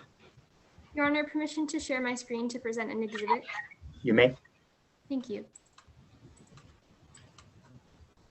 Ms. Whitney, I'm not showing you what has been previously marked as Exhibit 4. Do you recognize this exhibit? These appear to be emails sent from myself. Who do they appear to be sent to? Wesley Everett. Are these emails true and accurate to the best of your knowledge? Yes, I would say so. These look like standard emails that could be sent from myself or any staff member who has access. I would like you to read over these emails. Do you see any instance in which you tell Wesley Everett to exhibit violent behavior at the rally on September 16th? No, I do not. In these emails, the phrase energetic tango is mentioned by Wesley Everett. To the best of your knowledge, what does that phrase mean? Oh, this is a silly joke that's been circulating around DMIT, not just the Barrington chapter, but any chapter. After a video of myself surfaced, everyone thought that I had bad dance moves, which was kind of embarrassing, but it's just a reference to that inside joke, not any sort of immediate or violent action. Thank you. Moving on to the day in question, what was your involvement in the Barrington DMIT rally on September 16th? I was in my home in the Midwest viewing the Barrington demonstration via live stream. I was watching and my involvement was quite limited, as I recall. I might have said some encouraging things, like good job, but nothing at all for what could have prompted what happened next. And what did happen next? That is when I saw my ideas being abused. I saw Wesley Everett climb up the Altonberry statue with a sledgehammer in their hand. I saw the arm of Altonberry fall on an innocent civilian, which now I know was Del Hubbard. And I was horrified to see the sledgehammer fall soon after. And what did you do in response to this? Of course, I immediately contacted Smithson to figure out what had gone so terribly wrong. We immediately stopped all chapter activities and have yet to resume them. Miss Whitney, why are you here today? I was arrested and extradited here. Your Honor, may I be heard? Ms. Lipinski, go ahead. Under Evidence Rule 701, a lay witness cannot testify to an expert opinion, as this witness has not been testified with expert knowledge that a lawyer would possess. She cannot testify to why she was asked to be in court today, since this would require a legal opinion. Right. I'll overrule the objection. I'll allow both the question and the answer. Yes, Your Honor. Miss I would. No, you don't need to repeat the question. I was arrested and extradited here months after the incident. It is unjust to say that I am responsible for Wesley Everett's crimes. My speech cannot be blamed for their violent actions. They acted on their own accord. Thank you, Miss Whitney. No further questions. Thank you, Ms. Mulholland. Ms. Lipinski? Yes, Your Honor. Good evening, Miss Whitney. Good evening. I'd like to go back to something you said on direct examination, the phrase energetic tango. You claim that phrase is a joke. That is correct. However, that phrase appears on your website. The website is an open system. Anyone has access to edit it. So I obviously wouldn't put an embarrassing joke of myself on there. But you have the ability to edit that website. Yes, but I'm in charge of a whole organization that would kind of be a waste of time. That's a yes, you have that ability. Yes. And you never removed that phrase from your website. No, I thought that some other member would put it right back. So that's a no, you never removed it. I said no. Now, today in court, Del Hubbard testified to hearing similar phrases to energetic tango shouted at protests, right? I was not present in Washington, so I cannot testify to that being at the protests. Miss Whitney, today in court, Del Hubbard testified to that. Yes, that's what I heard Hubbard say. And Merrill Grimm also testified to that in court? Yes, that's what I heard today in court. And you have the ability to speak over the broadcasts at protests.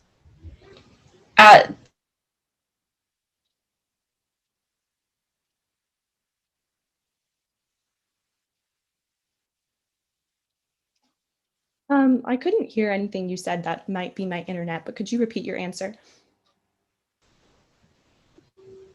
Ms. Whitney, if you'll repeat that, I think we all lost it. Yes, Your Honor. I said, yes, I do have that ability, but I don't recall ever using it. That's right. And you say you correct the statements of local members if they don't align with your philosophy. Of course, I would try to fix my ideas that are taken out of context or abused by other people when I have knowledge of it.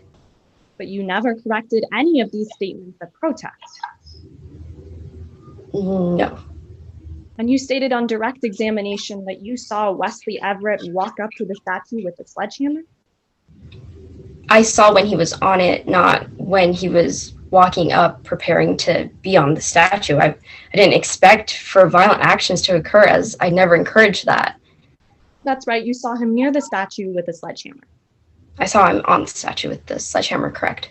And you never said anything over the broadcast to tell him to stop. No.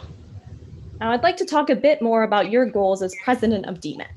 Permission to screen share what's been previously admitted as Exhibit 2. You may. and please follow along as I read aloud. The purpose of any DMIT direct action program is to create a situation so crisis-packed that it will inevitably open the door to a monument removal. I read that correctly. Read, heard. Lack of foundation. Your Honor, may I respond? You may. I am merely showing this witness excerpts from her own website so I can establish some of her philosophies as the founder of DMIT.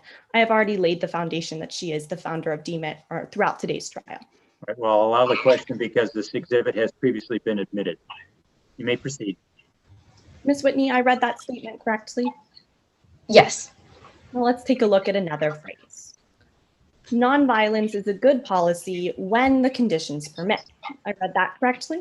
Yes. Now, the Barrington chapter met with City Council. I'm sorry, could you repeat that? The Barrington chapter met with City Council. Yes, that's correct. The Barrington chapter protested outside of City Hall. Peacefully, correct. And the Barrington chapter even sent a letter to the mayor. Yes. But then City Council rejected the proposal. Yes, it was unfortunate. It was really oppressive towards people who trust the government into hearing their voices and what they believe is wrong. That's a yes to my question? Yes. And right after that rejection, Barrington held a fifth protest. A fit? I'm sorry, what do you mean by that? Right after City Council's rejection, Barrington held their fifth and final protest. Oh, fifth, yes. And at that protest, you tuned into the live stream. Yes. You stated how you were excited to see how attendees were taking things to the next level. Of course, as the president of the organization, I'd love to see my members bringing their ideas to life. So you were excited to see attendees taking things to the next level, correct? Of course, but never with violence. Well, at that protest, property damage occurred. Yes, sadly, at the hands of Wesley Everett. Violence also occurred. Yes. And you say that you object to violence. Yes. However, your objection to violence isn't based on morals. Isn't that correct? That's correct, but that doesn't change the fact that I've never encouraged any of my members to take violent actions. You object to violence because you believe it strengthens the opposition. That's correct, but again, that doesn't change the fact that I've never encouraged any member to perform violent actions. Well, Ms. Whitney, if violence have a different effect, you would endorse it. Objection, argumentative. Your Honor, may I respond? Yeah, I'm going to allow the question. You may ask it and you may respond. Would you like me to repeat the question? Yes, please. If violence would have a different effect, you would endorse it. I would say so, but I can't fully answer it because I am not in that situation. But that's a yes. In that situation, you would endorse violence. Yes, I would say so. Thank you. No further questions. Thank you, Ms. Lipinski. Ms. Mulholland? Yes, briefly. Ms. Whitney, what was the nature of the protest on September 16th prior to Wesley Everett's attack on the statue? It was meant to show the public and the council what members believed in. As our proposal was rejected, as I was aware from Smithson, it was a way to give hope to our members again in a peaceful manner, in our way to use our words towards the public.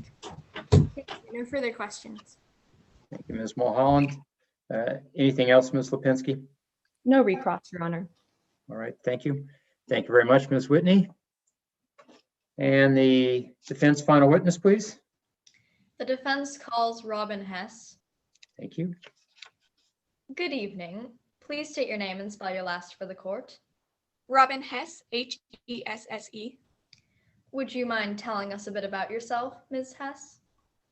I am a professor of social and legal studies at Fair Harbor College. My background, including a bachelor's degree in sociology with a minor concentration in political science, as well as a Juris Doctor degree from the University of Puget Sound Law School, all allows me to bring a multidisciplinary approach into my primary research field, which is the study and regulation of expression in evolving societies. Moving on, may I ask what your association with this case is? I was asked asked to analyze evidence in order to provide a professional opinion to be considered when deciding whether Tracy Whitney's communications encouraged specific criminal activity on the part of the followers of the DMIT movement. And how would you do that? I use a series of tests, such as the Brandenburg test, to essentially create a checklist of things that are said or not said in order to determine what could be taken away from the messages. Would you care to explain a little more about the Brandenburg test? The Brandenburg test sets 3 requirements for speech to be considered inflammatory. These are 1, there must be an intent to cause imminent lawless action. 2, the action must be imminent. And 3, there must be a likelihood that imminent lawless action will occur. What pieces of evidence have you analyzed? I analyzed excerpts from the DMIT website, as well as a poster and text and email communications. In continuation, can you tell us a bit? Oh, I'm sorry. You mentioned a poster. Can you elaborate a bit on that? This poster had some disturbing similarities to wanted posters used in the... Objection. Under Evidence Rule 702, there is not enough foundation for this witness to testify to her conclusions. Your Honor, may I be heard? You may, Ms. Rice. This witness is an expert witness and has analyzed this evidence prior to this trial. She is obligated under Evidence Rule 7.04 to give her expert opinion, as it will help the jury. Your Honor, may I be heard? Yes, last word, Ms. Lipinski. Under Evidence Rule 702, there must be foundation laid that this witness reliably applied her expert methods to today's case. Since there has been no foundation as to how Professor Hess applied the Brandenburg test to the wanted poster, she cannot testify to its contents nor her conclusions. All right, thank you, Ms. Lipinski. That's a good point. Ms. Rice, do you have further questions for your witness to allow you to lay that foundation? Professor Hess, how do you use this Brandenburg test that you explained? I analyze how pieces of evidence, such as in this case the poster, would potentially have the ability to cause imminent lawless action, and if it is lacking in any of the points that the Brandenburg test searches for, such as being specific in a timeline and the action that it is trying to cause, then it cannot be determined to pass the Brandenburg test. Now, moving on to the poster, you were talking about how it had some similarities. Can you elaborate on that? Yes, it had some disturbing similarities to a group of, to wanted posters, used in the prosecution of a radical group of anti-abortionists in the 1990s, but there are several distinguishing factors that set the cases apart. What are those differences? The DMIT poster lacks specifics, time, location. Objection, hearsay. Your Honor, may I be heard? You don't need to, I'll allow it. Thank you, Your Honor. The DMIT poster lacks specifics, time, location, so-called crime of the subject, and because of that, it cannot be classified as inflammatory. And now, in continuation, can you tell us a bit about what the law says on these types of cases? Yeah, this actually ties back to the Brandenburg test. A penal statute may not punish mere advocacy of violence or lawlessness in others. Essentially, the law stops people being punished for their thoughts, as only their actions are punishable. And, Your Honor, permission to screen share? You may, and I think you have limited time, so you may want to make it quick. Professor Hess, was this exhibit included in your total analysis of the case? It was. And what is this exhibit? This is excerpts from the DMIT website. Is there anything that stands out to you about these excerpts? All right, Ms. Rice, I'm going to have to interrupt. It looks like defense is out of time on direct. All right, Your Honor. All right, thank you. And Ms. Lipinski-Cross? Yes, Your Honor. Good evening, Professor Hess. Good evening. Now, I'd like to talk about how you came to your conclusions in today's case. You based all of your conclusions on the common meaning of words, isn't that right? The common meaning and how a target audience will interpret them, yes. That's right, but debunking myth story commonly used code words. I did not find any code words in my analysis. You were present for the testimony of Jaden Brandberg. I was. And Jaden Brandberg concluded that there were violent code words on the DMIT website. I did hear that happen, yes. And the target audience in today's case is not the general public. I would say that the target audience is the general public. However, the target audience could also be interpreted as specifically DMIT members. Objection argumentative. Your Honor, may I respond? You don't need to. Overrule. Would you like me to repeat the question? Please. The target audience could be interpreted as specifically DMIT members. It could be, but I would interpret it as anyone who is searching for more information about what DMIT stands for. However, you would agree that DMIT members would be more likely to be on the DMIT website. I suppose that could be concluded, yes. Now let's talk about how words can be prosecuted for inciting action. Of course. Now, a speaker doesn't need to know every detail of a crime in order to be prosecuted. Correct. There's a reference on the DMIT website to sweep aside anyone in the way of statues. I do recall it saying that, yes. There's also a reference in a letter that Tracy Whitney sent Mayor Grimm indicating unpleasant consequences. The context of that phrase, unpleasant consequences, provides enough background to conclude that that is not inflammatory. Professor Hess, I'm not asking for your conclusions. I'm merely asking that that was included in a letter. There were those two words, that is correct. And those unpleasant consequences referred specifically to Barryton facilities? Facilities and employees, I believe. That's right. Now, to prosecute someone for inciting action, there must be evidence that a reader saw a written message. Correct. And then relied on that message to act in a certain way. Correct. That helps distinguish between correlation and causation. Let's break that down. You analyzed text conversations between Tracy Whitney and Wesley Everett? I did. Permission to screen share what's been previously admitted as Exhibit 5. You may. Please follow along silently as I read aloud. Tracy Whitney said, ready to bring the hammer down tomorrow. I read that correctly? You did. And then Wesley Everett replied, born ready. I read that correctly? You did. So you would agree with me that Wesley Everett saw Tracy Whitney's message? I would, yes. Let's talk about what happened after he saw that message. The very next day was the final Barryton protest.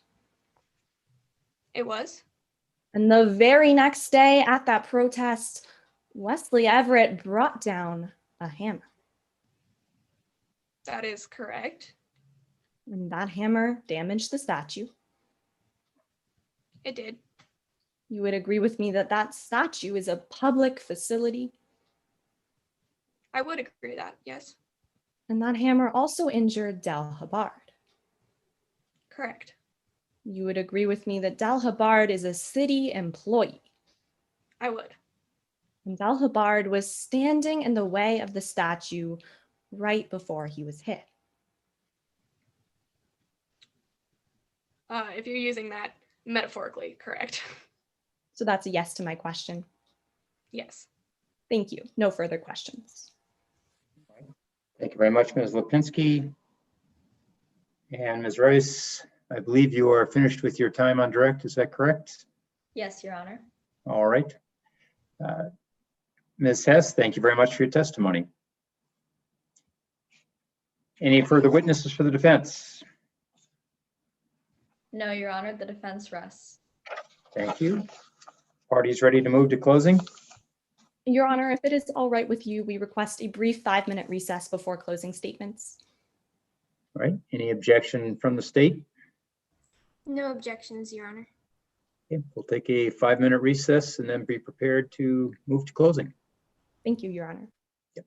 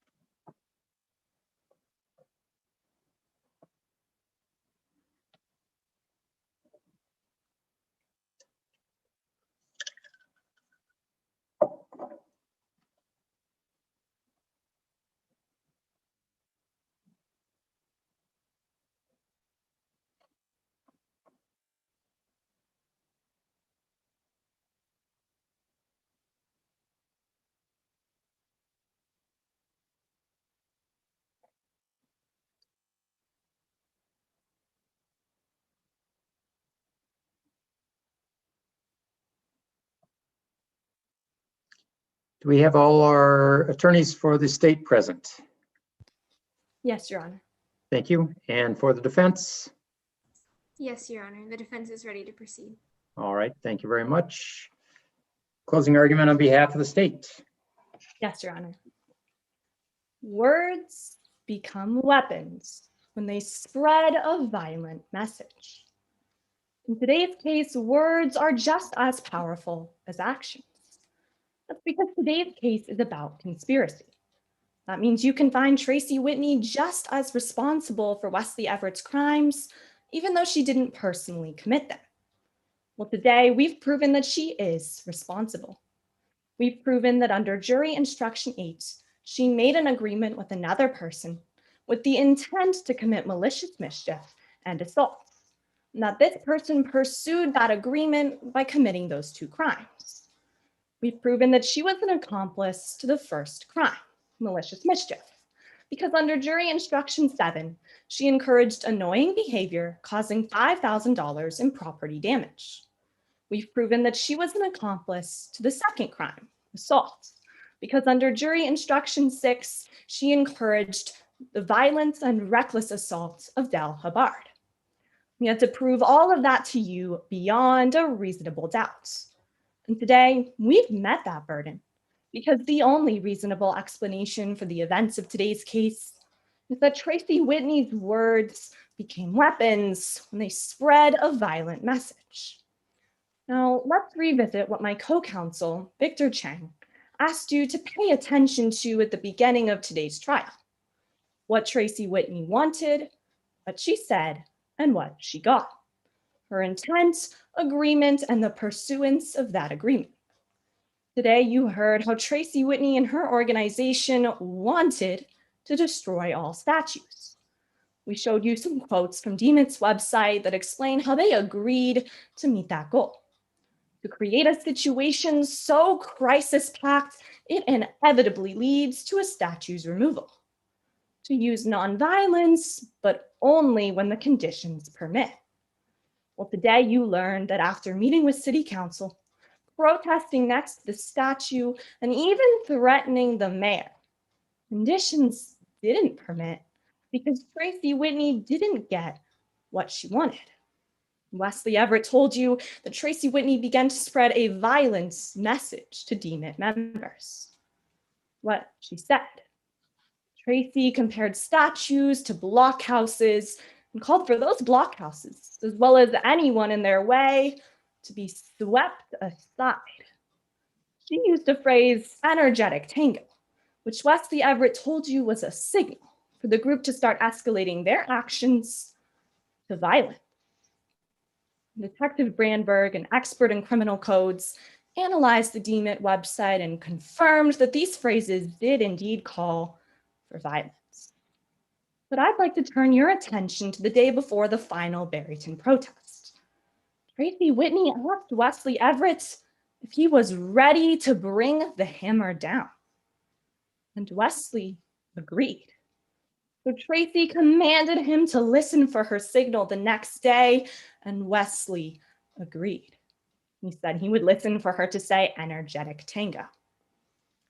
What she got. Mayor Grimm told you about the mobs of screaming people crowding the plaza at DMIT protests until it was impossible to enter City Hall. That's the exact crisis pack situation that Tracy Whitney wanted. That's the annoying behavior that we had to prove under jury instruction 7. And on September 16th, 2019 in Pine County, Washington, Wesley Everett was one of those people shouting. But his words became weapons when he heard a violent message. He heard Tracy Whitney shout energetic tango over the broadcast. And with their text message agreement fresh in his mind, Wesley Everett simply followed instructions. He jumped on the base of the statue. Britt Smithson handed him a sledgehammer, and he simply followed instructions. That statue was damaged, and Tracy Whitney got what she wanted. Mayor Grimm told you that the cost of restoration is more than $10,000, far more than the $5,000 requirement we had to prove today. There's a cost to Tracy's words beyond any dollar sign. The cost to Del Hubbard's life. Her words became weapons because they left Del Hubbard with a broken scapula, a fractured collarbone. Del Hubbard had to file for full disability, maybe never able to do the job he loves again. And all because Wesley Everett agreed to Tracy Whitney's violent message to sweep aside anyone in the way of statues. That's what Tracy Whitney wanted. That's what she said. That's what she got. And that's why she's guilty. Words become weapons when they spread a violent message. Tracy Whitney's words make her a co-conspirator to malicious mischief and assault. We've met our burden because the evidence shows that Tracy Whitney is guilty. So it is your duty to come to the same verdict. Thank you. Thank you, Ms. Lipinski. And on behalf of defense, Ms. Mulholland. Yeah. Thank you, Your Honor. Members of the jury, throughout history, we have seen the voices of peace altered and reshaped into violence. Tracy Whitney has been targeted for her ideas and her philosophies, not her actions. The actions that led to the damage to the Alton Berry statue and the injuries to Del Hubbard were the actions of Wesley Everett, the one who wielded the hammer. But what did Tracy Whitney wield? Only her beliefs. It is indisputable that the state has shifted the responsibility of Wesley Everett's crimes onto my client, Tracy Whitney. But the evidence today makes one thing clear.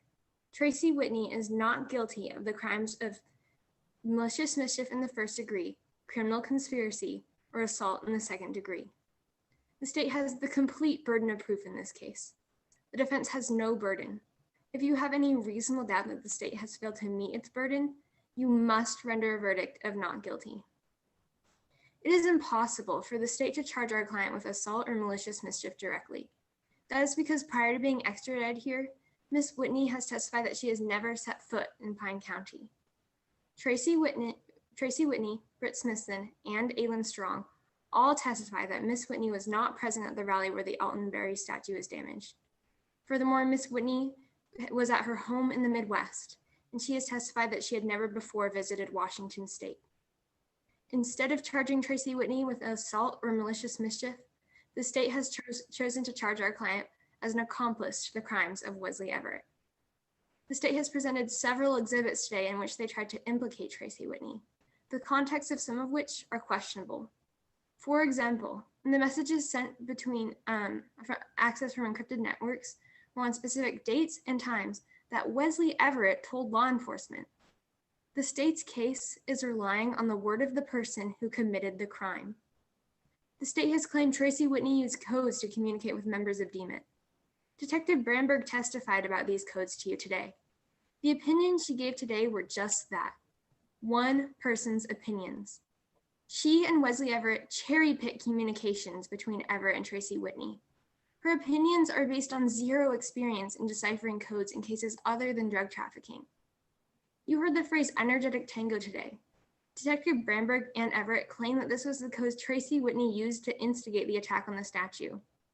But both Whitney and Britt Smithson testified that energetic tango was an inside joke between members of DMIT. No matter what this phrase meant to Wesley Everett, it was nothing more than a joke to Tracy Whitney. Detective Brandberg had never heard the name Tracy Whitney until Wesley Everett reached out to her. Wesley Everett was the one that told Detective Brandberg that energetic tango was a joke. that energetic tango was a code. Wesley Everett had an alarming amount of involvement in this investigation for being the person who was making the accusations against Tracy Whitney. Today, you heard from Professor Robin Hess, an expert in violent language and expression. Professor Hess has testified that her review of the materials on the DMIT website conclude that they do not call for violence or lawless action. Furthermore, it is her expert opinion that these writings do not contain coded language and are appropriate under the First Amendment. Punishment based on these writings would be a violation of freedom of speech. The state cannot claim that Wesley Everett was some sort of pawn in an elaborate scheme when they can provide no concrete evidence that Tracy Whitney was even playing the game. These are the facts. Tracy Whitney had a very limited involvement in the Barryton DMIT chapter. As she and Britt Smithson testified, Tracy Whitney oversaw many international DMIT chapters, all working to peacefully remove offensive statues. Wesley Everett was looking for a place to belong. He took his dreams of being a part of something bigger too far, hurting people and damaging property in the process. He admitted that in the minutes leading up to his criminal acts, that he let his anger and frustration boil out at the rally. Dell Hubbard testified that his presence a few feet away from the statue seemed to flip an angry switch, and Wesley Everett. Wesley Everett was the one who claimed he heard Tracy Whitney say the phrase energetic tango. The state has provided no concrete evidence that this phrase was even mentioned, or that any other member of DMIT took any sort of violent action at the rally. Everett was the only one to take action. That's because this was personal for Wesley Everett. He needed prompting from no one, and he received